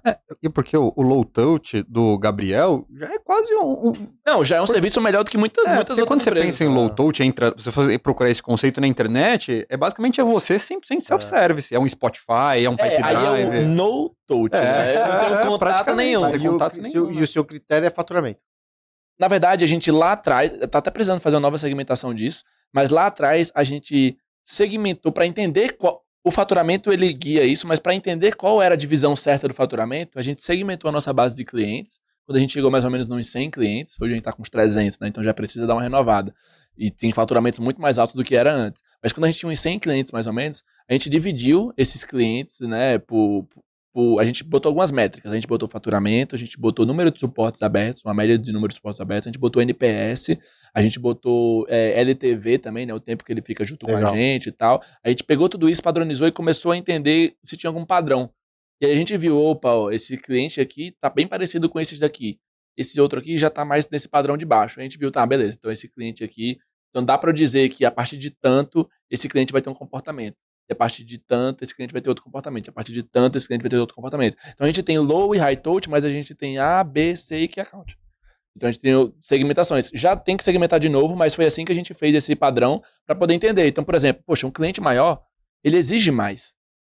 Ele exige mais tanto operacionalmente, porque tem mais postos, tem nosso nível de trabalho é muito ligado diretamente, né? E ele exige mais também para estar satisfeito. Enquanto o menor, ele não exige tanto, às vezes, putz, a gente não entrou... Uma das métricas também era pontos de contato que a gente tinha com esse cliente. A gente via lá que tinha cliente que a gente não falava há 2 anos e o cara tava dando 10 no NPS. Ah, ótimo. Sim. Enquanto a gente tinha cliente dando 5 no NPS, a gente tendo touchpoint semanal ali, se matando pra entregar um negócio pro cara. Então dá pra entender os padrões e não é aquele ponto de tipo, esse cara merece menos. Não, é porque ele precisa de menos. Às vezes ele não precisa de mais. Se eu ficar puxando ele demais, eu tô enchendo o saco dele, entendeu? Mas atrapalhando, ajudando. Hoje eu vejo que o seu produto pode... Não sei se você tá muito nichado ou você já pensa em vender para outros segmentos completamente diferentes no mercado de segurança e facilities. Porque, olhando a gestão de atividade, eu vejo muitas possibilidades. Eu vejo um mar, assim, um oceano azul realmente de possibilidade de segmentos, sabe? Para não ter essa dependência direta. Não sei se eu tô falando besteira, de repente você já tá atendendo outros segmentos e eu não sei. Aqui. Não estamos, não. Já é difícil atender um quanto mais outros, assim, mas eu acho... Não, Gabi, eu ia complementar, ia responder por você. Por exemplo, a gente aqui é sondado toda hora para abrir um novo segmento. A grande dificuldade é isso que o Gabriel trouxe no começo. Assim, ele teve que dormir no cliente para conseguir entender as dores. Quando você começa a tentar atender todo mundo, você começa a montar um produto que não atende ninguém direito. Isso. Porque você fica tentando mudar aqui, o foco do teu PO tá em outro produto, em outro segmento. Cada segmento tem uma necessidade. Uma necessidade. É uma outra empresa que você monta dentro dos negócios. Aí o teu time de vendas já não fala a mesma coisa, porque ele agora é um time generalista. Aí você tem que ganhar muito volume para justificar a perda que você vai ter nesse segmento. Exato. E aí, complementando ainda, tem esse ponto, né, que naturalmente já é muito disso, mas tem um outro ponto também que faz a gente não olhar para outros setores nesse momento, que é porque realmente gestão de atividades é um negócio necessário em inúmeros setores. Mas tipo assim, não é um oceano azul. Assim. Existem várias outras soluções em vários outros. Se você for para a indústria, nossa, vai ter gigantes. Se você for para manutenção, nossa, você vai ter várias outras. Então a gente vai entrar no âmbito que, tipo assim, a gente realmente teria que ser uma outra empresa com muita grana para poder chegar e fazer alguma coisa. Enquanto isso, o nosso mercado, ele já tem uma barreira de entrada natural, porque é tão específico tudo. Desde a cultura, desde a nossa relação com os parceiros, fornecedores, desde do produto tão nichado, específico, que a gente conseguiu construir um negócio que é uma barreira de entrada. Esses outros que estão lá na manutenção, algo do tipo, ou que estão também na indústria, querem entrar no nosso setor e esbarram porque eles não têm as features que a gente tem. E aí a gente, beleza, temos uma barreira de entrada para esses e outros setores, e dentro do nosso setor ainda tem oportunidade? Tem. Então, só em abranger para facilities, para bombeiros, etc., esse ano a gente está com a meta de querer trazer mais postos de outras operações do que só de segurança. Então, a gente está desenvolvendo até produtos nichados para isso. Então, tem muita oportunidade para a gente crescer horizontalmente dentro desse mesmo mercado, né? Ou seria verticalmente? Verticalmente. Né? Crescer verticalmente dentro do mesmo mercado e não só com soluções lá na ponta, mas soluções também para os gestores. Então, a gente quer começar a entregar módulos e integrações cobrando a mais, obviamente, né? Fazendo esse cross-sell aí com o cliente, para que ele tenha uma gestão. Exato. Então eu faço upsell ali de novas licenças, né? Para novas operações, mas eu estou começando a criar novos módulos para dizer, poxa, beleza, um cliente que tem ali 100, 200 postos, ele não tem tanta complexidade na gestão. Talvez tudo que a gente ofereça no Fime hoje tá ok. Mas, cara, um cliente tipo GR, G4S, né, Haganah, assim, que tem capilaridade no Brasil inteiro e tem milhares de postos, cara, esse cara precisa de um BI diferenciado. Esse cara precisa de integrações com RP, esse cara precisa de coisas mais robustas. Então eu posso entregar isso para ele porque ele também vai pagar mais por isso porque ele tem essa dor. Sim.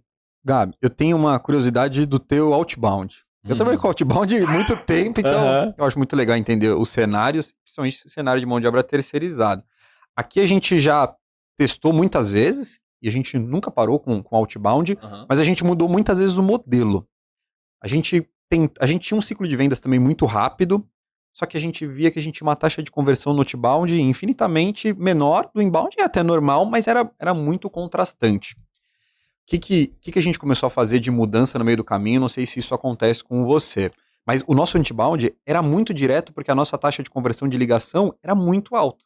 Porque a gente resolve uma dor muito forte da mesma forma que vocês resolvem uma dor muito forte. Então, quando eu ligava numa empresa, ligava na Megavig e falava que eu tenho uma plataforma de cotações que ajuda o vendedor, era muito difícil o cara falar, não tem interesse, não tem problema de vendas. Então, a gente tinha uma taxa de conversão para vendas, para reunião muito alta. Só que depois dessa reunião, era muito baixa.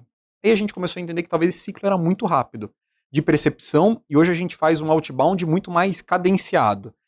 Quase de colocar esse cara numa jornada de educação à força, de fazer ele assistir a playlist, mas a gente não força pro fechamento enquanto a gente entende que esse cara não tá preparado. Você chegou a passar por isso? E como que é a tua estrutura de outbound hoje? Cara, passamos totalmente por isso, e hoje eu acho que a gente tá conseguindo encontrar um match ali de uma forma de fazer. Antes a gente era, cara, go horse, era isso aí, era pegar, ligar e vamos diminuir o ciclo de vendas, pegar, ligar e vai, parece pegar, ligar e vai, né? exato, né, parece intuitivo. Então a gente cresceu muito, os primeiros clientes da Fime foi com base nisso, assim, era tipo ligação, cara, zero conteúdo, cadência, tipo assim, bem direta, assim, e, enfim, nada personalizado e tal. Hoje a gente conseguiu encontrar um match aqui, pelo menos pra mim tem feito sentido, e agora a gente vai investir cada vez mais nisso esse ano, porque a gente trabalha numa squad só, né? Então, dentro de uma squad, eu tenho uma pessoa responsável por inbound, por ads e outra por outbound. E no começo do ano passado, tava cada um trabalhando na sua. Aí eu comecei a pensar assim, eu fiz, cara, por que tá cada um trabalhando na sua e a gente avaliando os canais separados se a gente é um time só, trabalhando para uma empresa só? Vamos trabalhar em conjunto. Vamos fazer essa estratégia acontecer em conjunto. Vamos botar um key result aqui no nosso OKR, que onde todo mundo possa contribuir com todo mundo. O que a gente começou a fazer? Por exemplo, a gente gerava um conteúdo rico, fazia um ads desse conteúdo rico, e a lista de pessoas que baixava esse conteúdo rico que foi divulgado por conta do ads, a gente jogava uma cadência outbound. Perfeito. Então o cara tá qualificado no conteúdo, o cara foi no evento, faz a mesma estratégia para um evento, então o cara já sabe que é Fime, ele já tá sendo impactado pelo marketing de alguma forma, ele tá interessado, eu pego isso, jogo uma cadência super leve com conteúdos, trazendo ele para uma ligação, converto e boto ele para venda.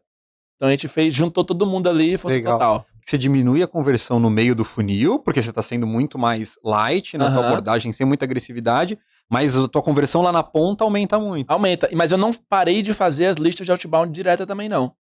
Então é tipo assim, eu faço uma lista de leads, porque eu não tenho também tantos leads assim, engajados e quentes. Sim. Então eu faço uma cadência com esses leads engajados e quentes. Então vamos dizer assim, o meu SDR ali, ele consegue fazer cerca de, sei lá, 80 leads no mês, assim. Sei lá, 90 leads no mês, digamos assim, né? Vai 15 por dia, 10 por dia. Desses eu componho metade de uma cadência outbound direta, outra metade dos leads que eu tô conseguindo engajar aqui de marketing. Certo. E aí, como a plataforma vai ajudando eles que é um ponto muito aqui que a gente tá falando de tecnologia aliada a vendas, né, cara? A gente entende que venda é processo, a gente tá falando muito aqui, sim, né? A gente conhece muito bem, venda é processo. A gente não consegue controlar o resultado, a gente consegue controlar as atividades que a gente faz diante desse processo. Então, quanto mais produtivo for esse processo, quanto mais produtivo for essa pessoa, maior vão ser as chances de você fechar os clientes, fechar os negócios, ter o resultado.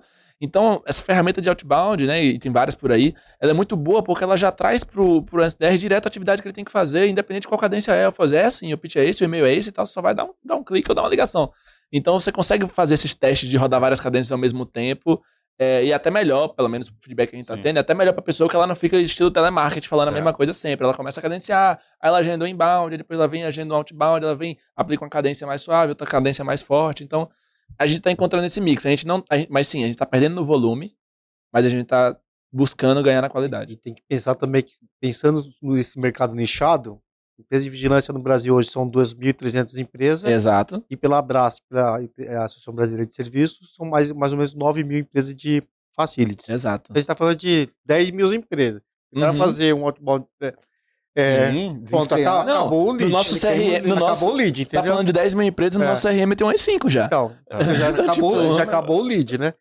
Aí tem uma questão, outra pergunta, assim, você tem direcionado também ao cliente orgânico, o cliente final? Porque assim, tem muita empresa, ou você está focado só no integrador, no prestador de serviço? Sim. Isso é uma questão foi uma questão estratégica nossa também. Eu acho que não vou dizer que foi certo ou errado, mas foi o que a gente foi induzindo e foi fazendo. Eu acho que eu sou bem aberto aqui a mudar de opinião. Eu sempre recebo os feedbacks do pessoal, investidor, parceiro, cliente, para ir modificando. Mas por que a gente vende só para o prestador hoje? Lá atrás, na época de validação de personas e processo, lembra aquelas validações de growth que eu falei?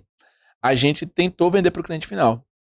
Sendo que a gente viu que era um processo muito longo, porque ou eu vou vender para um condomínio, por exemplo, que é assembleia, vários donos e tudo mais, ou eu vou vender direto para uma Heineken, por exemplo, que é compliance, bid, tananã, tananã. Então era um processo muito demorado para no final do dia eu ter 70 plantas de uma Heineken ou uma planta de um condomínio. Eu poderia usar o mesmo tempo, até menos, para vender para um integrador, e esse integrador bota todas as operações dele, porque eu tô agregando valor para ele. Ele vira um canal seu, né? Exato. É que tem alguns clientes que tem alguma. Eu pergunto isso porque assim, essa forma de pensar é perfeito. Mas você tem muitos clientes que tem um time orgânico mesmo, que não tem um integrador, Sim, um prestador. e a gente tem hoje alguns clientes que são condomínios finais e tal. A gente chega. Tem indústrias indústria hoje também, que não tem a gente. prestador de serviço. Exato. A gente já alcança essa galera de alguma forma. Mas a gente foca todo nesse outro processo. Essa galera vem mais no inbound, até porque também são menores e eles conseguem acessar com a O gente. outbound, um CAC pra entrar nesse segmento. Não dá, é muito pequeno. E é muito pequeno o ticket, né, que vem disso, pra suprir isso. E aí a gente viu que dava pra gente escalar mais através dos integradores, né? E é totalmente isso, eles são nosso canal. E aí a gente viu, poxa, mas esse cara, ele não sabe vender pro cliente final dele direito, porque ele fala, não, eu só vou botar se meu cliente final abarcar esse preço, né? Custo é custo, a gente sabe como é que é a realidade do mercado. E aí a gente começou a gargalar nisso. Putz, a gente tem que ensinar esse cara a vender lá na frente? E não. A gente tem que entregar um valor tão grande pra esse cara, que esse cara tem que querer, independente do cliente dele, ter Findme em todos os clientes. E essa é a nossa proposta. Então, nosso cliente, de fato, virou prestador. A gente constrói soluções. Não, claro, o cara da planta, o cliente final, ele ama. Ele ama. E a gente constrói muito relacionamento com esse cliente final. Tanto porque o cara ama, vira fã, contribui, como também por relacionamento estratégico. Então a gente busca estar próximo desses caras, entender a dor deles, pegar sugestões dele pro produto, às vezes tem touchpoint direto com o cliente final. Um grande exemplo é que eu falei aqui, a Heineken, por exemplo, né? Lá roda a empresa de segurança, a Findme não sai. É que você falou também, tem bid que vem com Findme. Então assim, esse cara, a gente tem um relacionamento direto com ele. Ele vai dar feedback pra gente, a gente faz um touchpoint com ele, a gente entende qual que é a demanda dele, ajuda melhor a implantar. Mas assim, sem ele pagar nada pra gente, porque no caso a gente já tá fidelizando o cliente pela ponta, né? Então isso também é importante, embora não seja tão escalável. Eu vejo o Zé Roberto da Techboard, ele tem ele trabalha meio que de propagandista, né? Ele faz muito o cliente final, mas ele não vende. Ele vai lá apresentar a solução dele, e através da solução ele vai ser, eu não vendo, mas eu tenho alguns integradores que eu indico. Então, assim, porque ele tem essa necessidade, que é muito difícil para ele, talvez a tecnologia dele, a solução, ele tem essa necessidade de estar vendendo, você ser o propagandista mesmo da solução, para depois colocar o integrador posterior. No seu caso, não tem essa demanda, né? Ou teria? Tem. A gente já fez isso várias vezes, assim, de apresentar para o cliente final. Legal, pô, então, qual é a empresa que você tá aí? Pede para ela contratar a gente. Ou então, não, ela já é cliente, é só pedir para ela que ela implanta aqui. Então a gente já fez algum desses pontos, não é o que a gente busca, mas acaba acontecendo. Porque esse lead pode chegar inbound, né? Ou esse cara pode ver a gente interessado em algum lugar, ou conhecer um cara no mercado. Então, cara, inúmeras vezes nessas feiras, a gente conversa e expõe, faz relacionamento com os gerentes executivos de prevenção de perda, de segurança, de facilities e tal. E a gente demonstra o produto pra ele, marca a reunião depois, mas vai contratar? Não é com a gente, é com outro. E a gente nem mostra o preço. Justamente porque o integrador, ele pode botar o preço que ele quiser, né? E esse Então, trabalho a gente você faz muito nas feiras, né? Nas feiras, total. Na feira é total. Porque a você gente fala mostra pra tanto todo mundo que passa integrador ali. como tomador, né? Exatamente. Feira, eventos, alguns conteúdos ali relevantes que a gente faz, realmente é isso. É assim que a gente acaba atingindo essa galera. Legal. Fiquei com uma curiosidade quando você falou do Squad.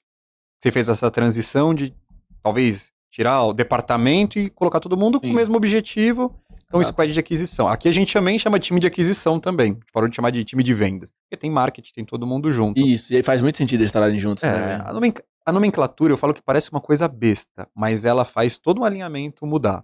Porque o time entende só pelo nome do time qual que é o objetivo do time. Exato. Já está implícito. Como que você faz essa questão do teu time? Questão de meta. Você coloca uma meta individual, uma meta por squad, você faz um OKR, como que você faz essa estrutura organizacional? Porque onde eu vejo que tem muitos erros é de você colocar, talvez, para o teu marketing ou teu SDR, um volume de reuniões. Aí ele gera lá um caminhão de reuniões, muito desqualificada. Do time de marketing começa a gerar um monte de lead desqualificado porque cada um tem uma meta individual e anyway para a meta final. Como é que você faz essa estruturação no teu time? Perfeito, ótima pergunta, Lucas. E a gente utiliza o OKR para toda a empresa, então a gente tem vários squads e todo squad tem seu OKR, né, com a metodologia de gestão, né, que a gente traça um objetivo estratégico e 3 resultados-chave, 3 a 5 para garantir esse objetivo estratégico no ano, e a cada quadrimestre, a gente divide o ano em 3 momentos, e a cada quadrimestre os squads constroem OKRs táticos para poder rodar dentro daquele quadrimestre e ajudar a gente a atingir o OKR estratégico. E a cada 15 dias, todos os squads rodam uma sprint, bem parecido com o Scrum, que é o nível operacional que vai executando todas aquelas métricas. E uma vez por mês a gente reúne o time todo para bater o que está acontecendo com cada time. E aí, falando dessa parte específica do squad de aquisição, a gente tem um objetivo do squad como um todo, e aí todo mundo constrói, né, os próprios squads constroem seus próprios key results, onde vai ter um responsável por cada key result. Tá. Tem isso, mas são key results que são contribuídos entre si. Então, por exemplo, a gente não coloca, SDR você tem que agendar tantas reuniões. Não, a gente coloca uma métrica, por exemplo, assim, é um KR que está até acontecendo agora. A gente tem que aumentar a nossa taxa de conversão de oportunidade para cliente final do canal outbound, enquanto mantém um ticket médio. Alguma coisa assim. Então, como que a gente vai melhorar essa conversão? É qualidade do lead. Isso é só um trabalho do SDR? É o principal trabalho dele, porque ele tem que qualificar isso. Mas se as listas estão sendo geradas junto com o inbound, então eu também tenho o inbound contribuindo com isso. E se a minha conversão é de oportunidade para cliente final, o SDR agenda, mas a vendedora tem que fechar também. Então, tenho 3 pessoas que podem contribuir com esse KR, embora eu tenha um responsável. E aí a responsável fica puxando a corda, mas elas todas ficam em conjunto. O responsável é o líder do squad. Não, o responsável desse KR é a SDR. Ah, entendi. Mas ela conta com o time de inbound para gerar listas de engajamento com leads engajados para ela, e ela conta com a vendedora para poder fechar. Então isso faz com que ela não agende qualquer coisa, ela agenda o máximo de cliente possível e faz, esse lead assim, tá assado. Vai lá, arrasa na reunião, se tiver qualquer problema me avisa que eu posso tentar ajudar daqui também, porque para ela é melhor que o cliente feche. Ela não tá focada só na reunião, tanto pro KR quanto para a comissão dela. Então, em paralelo a isso, o time de vendas tem metas e comissões. Então, em paralelo aos OKRs, as vendedoras e os SDRs têm metas individuais. Na verdade, são metas por funil e conversão. Então, eu não tenho meta individual de nada lá. É tipo assim, eu tenho um funil low touch e um funil high touch. Nesse momento, no funil low touch, só tem uma vendedora. Tá? Então, a meta se torna individual. Mas a meta é do low touch. No funil high touch eu tenho 2 vendedoras, então elas duas juntas têm que bater a meta do funil high touch. A meta dela é por taxa de conversão. A meta dela é por MRR trazido, nível MRR. Tá, entendi. É por grana. Entendi. Então, tipo, o OKR, ele foca muito mais no qualitativo. O OKR, ele vai na taxa de conversão, ele vai no ticket médio, ele vai no NPS, ele vai nas métricas mais qualitativas e arrojadas, como projetos e tudo mais. Meta é grana. Que é um erro, né? Colocar o comissionamento atrelado Vinculado ao ao OKR. é uma porque coisa que a senão galera... desvirtua o objetivo do OKR. Exato. Até porque como eles fazem o OKR deles, eles vão botar um OKR que seja Sim, mais fácil de porque atingir, porque a gente tá falando É. de grana ali, né? Mas a gente também tem um bônus no final de tudo, né? No final do ano, se bater todos os OKRs lá, principalmente o OKR estratégico, com tantos por cento, aí a galera tem um Mas você bônus faz anual. anual. Eu posso filosofar um pouco aqui agora? Eu gosto de Batendo filosofar. nessa conversa aqui. Quando a gente vai falar com um empreendedor do mercado de tecnologia, não é puxando a minha sardinha, não, nem puxando a sardinha do Gabriel, eu acho que é muito difícil você pegar um empreendedor de uma startup que não sabe todo esse linguajar. Que ele não sabe de especialização de time o básico, de lead, canal, taxa de conversão, funil. Ele não sabe tudo isso e é quase o beabá. De uma empresa de tecnologia, de uma startup, é requisito o cara ser quase um especialista em vendas.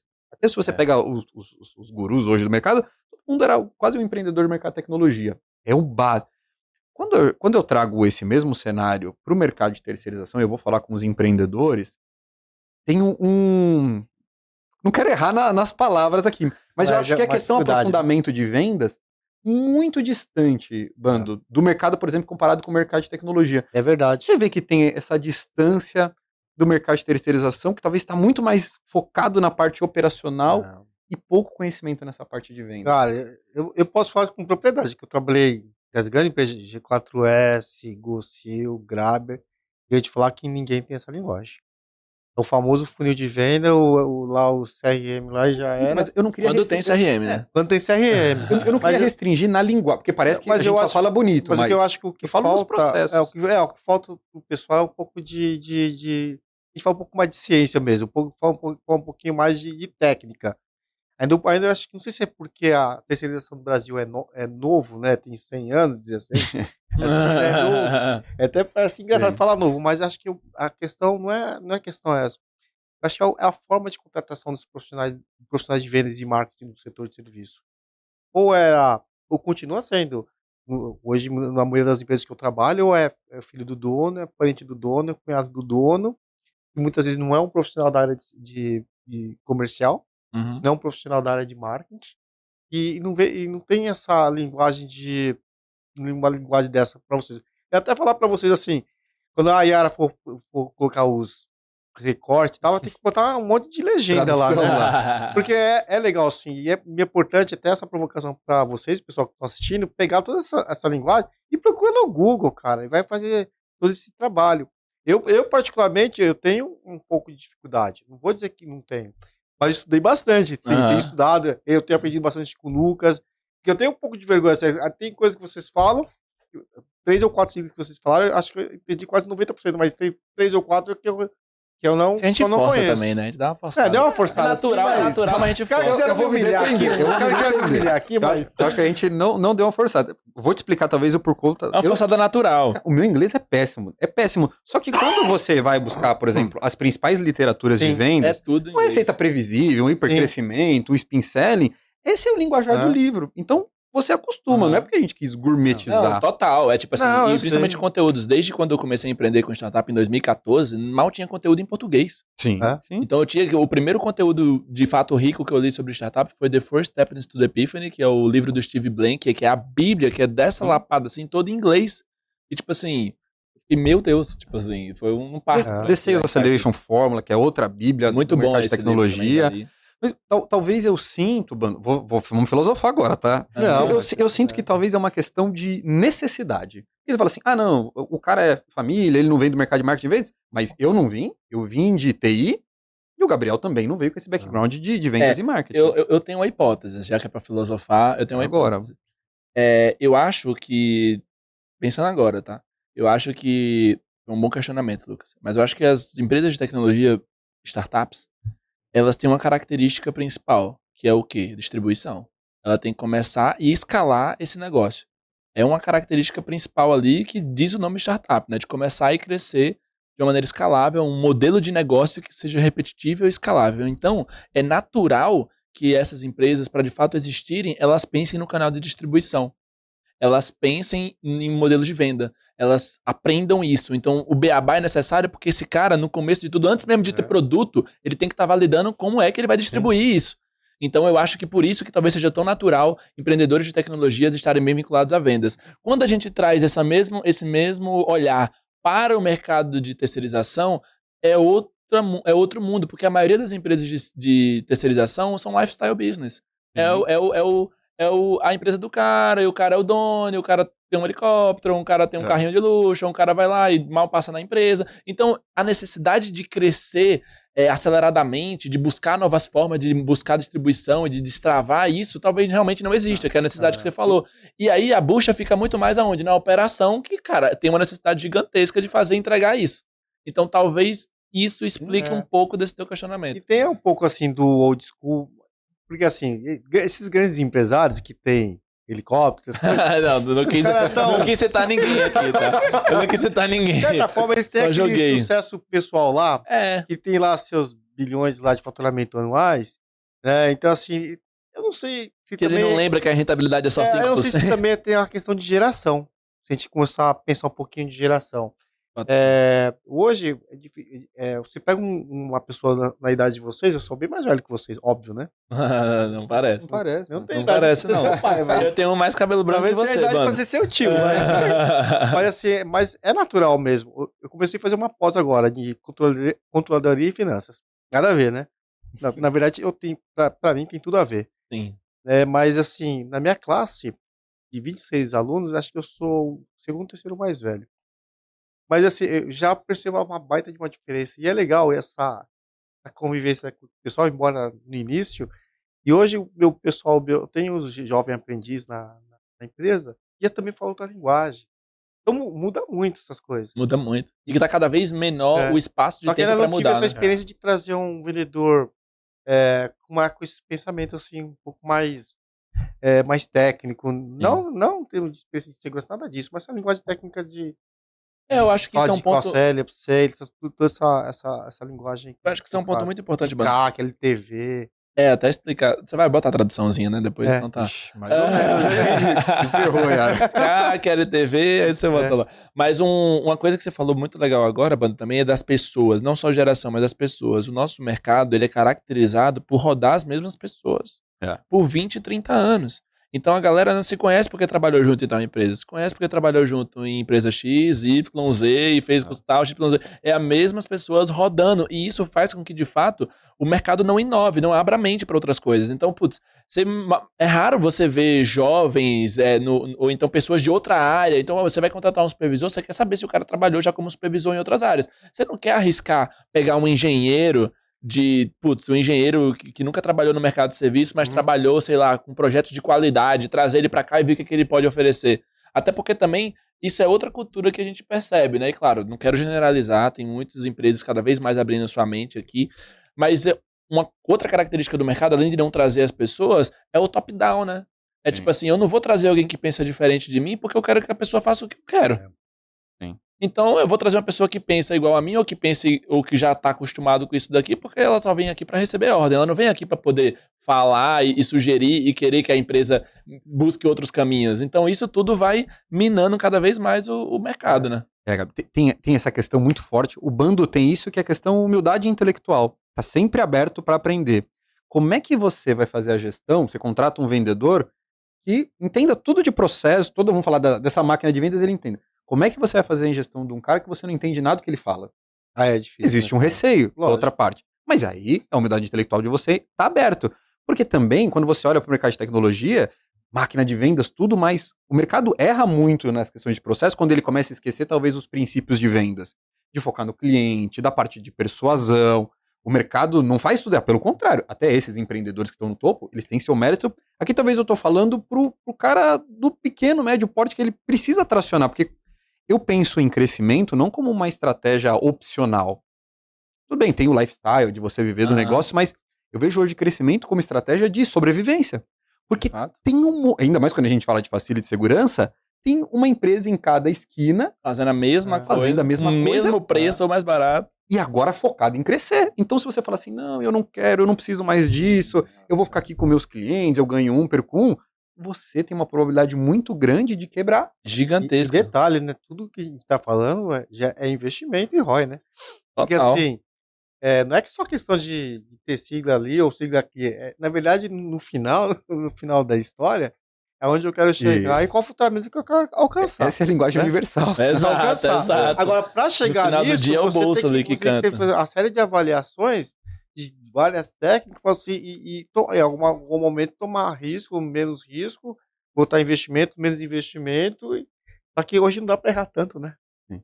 Não, Hoje ainda mais no não tem muito mercado espaço para commoditizado, errar. exato. Ou você pode errar em estratégia ou segmentação, caminho, ou você pode perder cliente, né? Então você divide isso não só. Hoje a área comercial eu vejo lá com o pessoal, eu falo que a área comercial é um grande provedor de informações de dados para outras áreas da empresa, e tudo que a gente faz hoje, dentro do forecast lá de vendas para 24, 36 meses, tudo que cada departamento hoje eles têm que fazer investimento e planejar a empresa para 24, 36 meses em função daquele forecast que o comercial desenhou.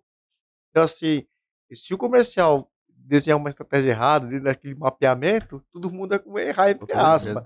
Então, assim, tem que ser muito assertivo. Então, o comercial deixou de ser só vendas, né? Eu sempre falo total. aqui, né? Hoje eu cuido de brand, hoje a gente cuida, sabe, de retenção, de fidelização, de segmentação. Se quero ser especialista, se eu quero ser generalista.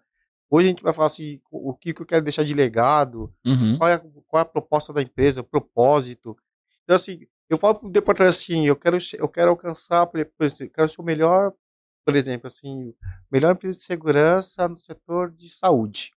Então, assim, o que eu preciso fazer para ser o melhor profissional de saúde, né? O melhor prestador de saúde? Eu tenho que envolver a área RH, financeira, controladoria, principalmente operacional. E aí, para tudo isso, o que eu tenho que fazer agora? Tem que ter a parte de especialidade, eu tenho que gerar autoridade. Então, tudo isso é difícil, cara. Muito. Sim, Agora, muito. assim, Total. e se eu não tivesse toda essa linguagem correta, como eu vou convencer o CEO da companhia, Exato. o CEO da companhia a investir num projeto como esse? Porque muitas vezes a maior venda que esse cara tem que fazer, se ele tá com essa força, não é nem da porta pra fora, é da porta pra É dentro, né? porta para De dentro. convencer essa galera. E assim, você tô puxando a sardinha pra gente aqui, né? Mas a área de vendas, o vendedor ali é o coração da empresa. É ele que tá na porta da frente, de contato direto com o cliente, entendendo a dor direto, sabendo o que ele consegue vender ou não, consegue trazer inputs pra dentro e é a única área que traz receita direta. Imagina para você ainda que uma startup, você tem um monte de investidor te apertando lá, né? E aí, Gabriel, né? Exato. Então é algo que a gente. Mas é aquele modelo, né, que a gente falou, né? Então a gente já está acostumado a pensar em distribuição antes mesmo. Lá na Fine eu sou conhecida por vender produto que nem tá pronto ainda. É. Desde o começo. A Prime Bid foi assim, Meu cara. CTO me ama, ninguém meu te chama- CTO me ama. Mas ninguém te chama de louco, né? Hã? Mas ninguém te chama de louco. Se desse errado, ia Às vezes. Pior que chama tá dando certo. O bootcamp é o Colette, né? É. Ah, não, mas ele é. Meu. É. Ele é. O da Prime Bid, o cliente, era a pandemia, a gente já tava quase quebrando com a WA, era dezembro. E aí ele falou pra mim assim, Lucas, eu ouvi falar desse negócio da Prime Bid e tudo, como é que funciona? Aí eu comecei a desenhar o produto na minha cabeça, na hora, né? Não funciona assim, vai ter um login, vão ter as cotações assim, você vai clicando em participar, tudo. A gente tinha um MVP, mas não tinha o software. Vai clicar, vai cair, você vai ter um login e senha. Beleza, eu quero. Quanto que custa, tal? Quero. Beleza. Falei assim, só que agora dezembro, eu não aconselho você a entrar porque já é Natal. Os bids agora vão começar a pegar forte em janeiro. Foi o tempo, Gabriel, de programar. Eu só não tinha o Reginaldo, era eu que programava. Programar pra implementar.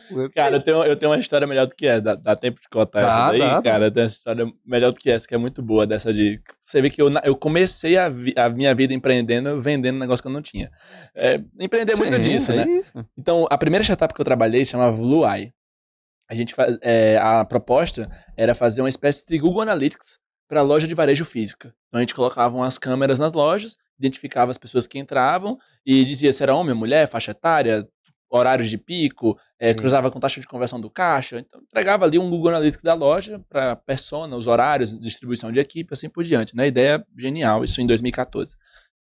E aí essa startup tinha tentado rampar lá com os fundadores, não conseguiu. Na época eu estava trabalhando em outra parada. E aí eu conheci um dos sócios dessa startup que estava morta lá. E aí ele fez, putz, Gabriel, eu tenho uma ideia aqui muito boa, que eu não queria deixar ela morrer. A gente tá tentando aí captar investimento pra ela, algo do tipo. Quer tocar ela aí? Cara, aí eu, tá, como é que tá, cara? A gente não tem dev, não tem nada, só tem você agora Tem por ideia. enquanto. A solução, ela também não, tipo assim, a proposta era essa, mas ela não tipo assim, o outro sócio que era da parte técnica saiu, levou, não sei o que lá, não tá funcionando direito, não tem nada hospedado, cara. A gente quer reerguer isso aqui, tem que ter alguém pra poder puxar a gente e tal, etc. Eu falei, cara, tá bom, vai, dá isso aqui, minha primeira startup, era ali onde eu li o The First Steps to the Epiphany, eu não sabia nada. Aí vamos ver qual é, né? Eu era novaço, fui pra cima, e aí eu, na época, gerenciava um núcleo de jovens empreendedores, onde eu organizava eventos, visitas técnicas, workshops, arrumava emprego pra essa galera, vendia artigos. Era um núcleo ali sem fins lucrativos mesmo, com foco em educação.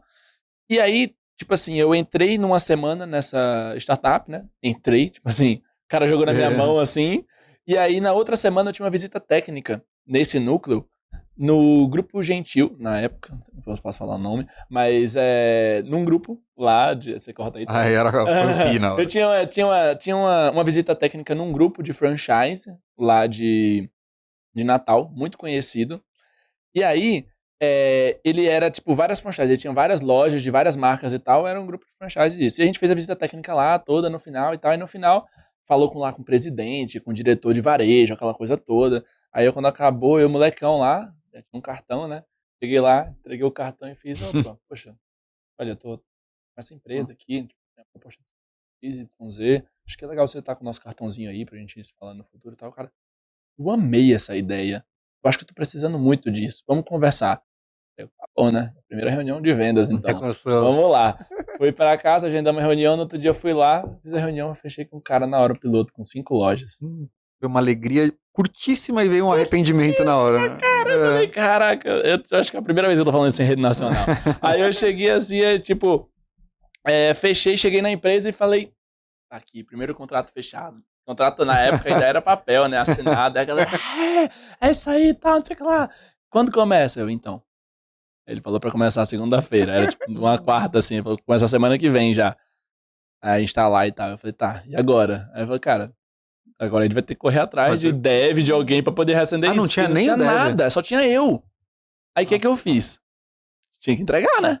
Acabei de fazer a primeira venda, tem que garantir o sucesso do cliente. Comprei as lojas, as câmeras IP, contratei aqueles doutor Resolve lá comigo, fui em cada uma das lojas, conectei todas elas, conectei um computador em cada uma delas lá. Aí botei um gateway simples que tinha na internet de movimento. Movimento, bate foto, movimento, bate foto, movimento, bate foto.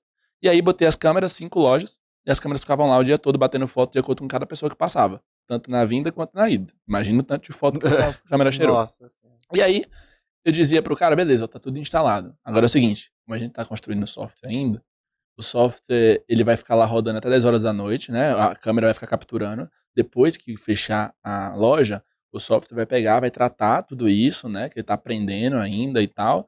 E de manhã, 8 horas, 9 horas da manhã, eu vou trazer aqui pra te apresentar o primeiro relatório.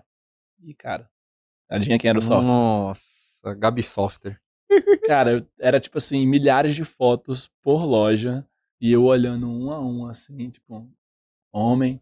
Eu comprei um quadro branco na época. Aí eu fazia homem, mulher. Deve ter uns 30 anos. Aí botava aqui, aí ia botando na planilha. Era um vídeo analítico. Aí eu subi, cara, eu passava a noite inteira, entrava madrugada fazendo isso.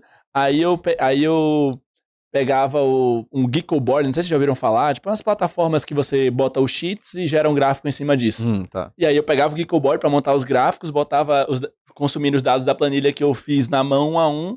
Cara, a gente ficou mais de um mês entregando dessa forma. Até ter um MVP de fato. Mas conseguiram fazer o MVP? Não, conseguimos. A empresa rodou 1 ano, assim, tal, mas, na época a tecnologia de inteligência artificial e reconhecimento facial era muito embrionária, então a gente não tinha muitas libs aí, muitas bibliotecas. Hoje, nos pés nas costas, mas na época a gente errou um pouco do time. A gente captou investimento, contratou um time de tecnologia forte, mas mesmo assim era, tipo, muito trabalhando. Então, tanto é que o time de tecnologia, quando ele entrou, o papel dele não era construir o produto. O papel dele era otimizar meu trabalho. Pegar as fotos então era tipo assim, vamos agora só foto de frente. As fotos de trás já não tem. Aí, pô, já é um trabalho. Opa, ó, fotos duplicadas eu já corto, agora é só foto única. Então, aos poucos ele foi otimizando o meu trabalho. Mas como você ajudou na estratégia da loja? Nessa época, cara, o cara, de cara já, Tipo assim, isso era legal. Porque mesmo com as olheiras aqui batendo na boca, eu chegava lá no outro dia de manhã pra apresentar o relatório e tinha valor pro cara, porque o cara dizia, então, pelo contrário do que eu achava, à tarde eu tenho um fluxo maior dentro dessa loja. Em comparação a essa, eu achava que todas eram uma coisa, não. Mas nessa aqui eu tenho um fluxo maior à tarde. Então, a minha funcionária que tá entrando de manhã, na verdade eu posso botar ela pra entrar à tarde. Porque eu vou precisar de mais funcionário à tarde e ele vai ficar à noite. Ou então ele Aí ele dizia... mudou a parte operacional dele. ele mudava a distribuição da equipe, ele mudava, por exemplo, ele comparava faturamento por entrada de cliente para saber a competição entre as lojas de conversão. Então, por exemplo, poxa, essa loja aqui entrou 1.000 visitantes a mais no Dia das Mães do que essa loja aqui, sendo que essa loja aqui vendeu mais. O que essa loja fez diferente dessa? Legal. Então ele começou a cruzar coisas simples ali, né, que a gente já conseguia entregar valor, e aí ele ia falando tudo isso, e eu ia anotando tudo e voltava e começava a construir o pessoal lá. Foi bem legal essa experiência, assim, foi a primeira startup, a gente rodou quase 2 anos, a gente vendeu ali São Paulo, Minas Gerais, Natal, né, na época eu morava em Natal, e a gente foi acelerado em BH, então eu viajava pra lá de vez em quando. Mas assim, é isso, o dinheiro acabou e o produto ainda não estava pronto, e a gente vendia mais do que entregava, então decidiram As fechar. histórias do startup. Primeiro feio aí, muito aprendizado. Gabi, se deixar, a gente fica aqui, acho que até hein? 10 horas da noite aqui, porque o papo muito bom Mas mesmo. disseram que eu tenho que ganhar de você no ping-pong ainda antes de ir embora. Que a sua aula, foi uma aula aqui, eu vou concordar que você vai ganhar. Vai ser mais difícil do que você fazer essa startup e dar certo. Muito bom o episódio, hein, Wander? Você não sabe qual é o nível dele, né? Não, você não sabe qual é o meu. Eu ia falar assim, né? Tênis de mesa, né? A faca dele é tênis de mesa, né? Duas coisas que startupeiro sabe é de vendas e de ping-pong. As duas habilidades pra você captar investimento tem que ser essa. Cara, não, mas eu sou muito mais fanfarrão mesmo. Qualquer coisa aqui eu vou dizer que eu sou melhor que você, mas eu não vou ser. Eu só passo pela guerra aqui. Gabi, obrigado pela presença. Pra quem quiser conhecer um pouquinho mais, tanto seus contatos, mas principalmente da FindMe, que é um parceiro da Prime Bid. E, pessoal, da Prime Bid, quem for contratar a FindMe tem desconto, quem for cliente da Prime Bid. E quem for cliente da Prime tem desconto na Prime Bid também, lá, viu? Faz contato, põe lá o cupom Prime Bid. Prime Bid, só não vou falar que eu vou falar o valor. Qualquer coisa fala comigo, fala que o Gabriel indicou lá que eu falo com o Lucas. Como te encontra, Gabi? Cara, me encontrar é mais difícil. Eu sou totalmente low profile, não tenho nem Instagram nem nada, mas a FindMe é fácil de encontrar. Então, @siga FindMe, o nosso Instagram, Facebook também, no LinkedIn FindMe Technology, e a gente tem postado muitos conteúdos, de fato, ricos, né? Eu acho que o nosso foco esse ano tem sido uma das coisas que a gente falou, como que a gente vai se diferenciar, né? Lá naquele kickoff que eu falei aqui, é de fato agregando com a educação no mercado. Então, não à toa a gente hoje está patrocinando o Bootcamp, a gente está, aqui eu estou fazendo o máximo de materiais ricos que a gente pode, então a gente já vai lançar o segundo e-book, a gente lançou o primeiro e-book já, que é a transformação digital da operação de facilities, que está muito bacana, com vários cases. A gente vai lançar um segundo e-book ainda até abril, que é o guia definitivo para a retenção de clientes de segurança e facilities, com participação do bando, inclusive, que a gente já fez uma entrevista massa. Então, a ideia aqui é trazer eventos, trazer conteúdos, patrocinar as principais escolas do setor para poder agregar. Então, segue lá no @sigafindme para ficar por dentro de tudo isso. E quando que vai ter o podcast aqui do Gabriel aqui? Porque ele vai ter uma mesa aqui.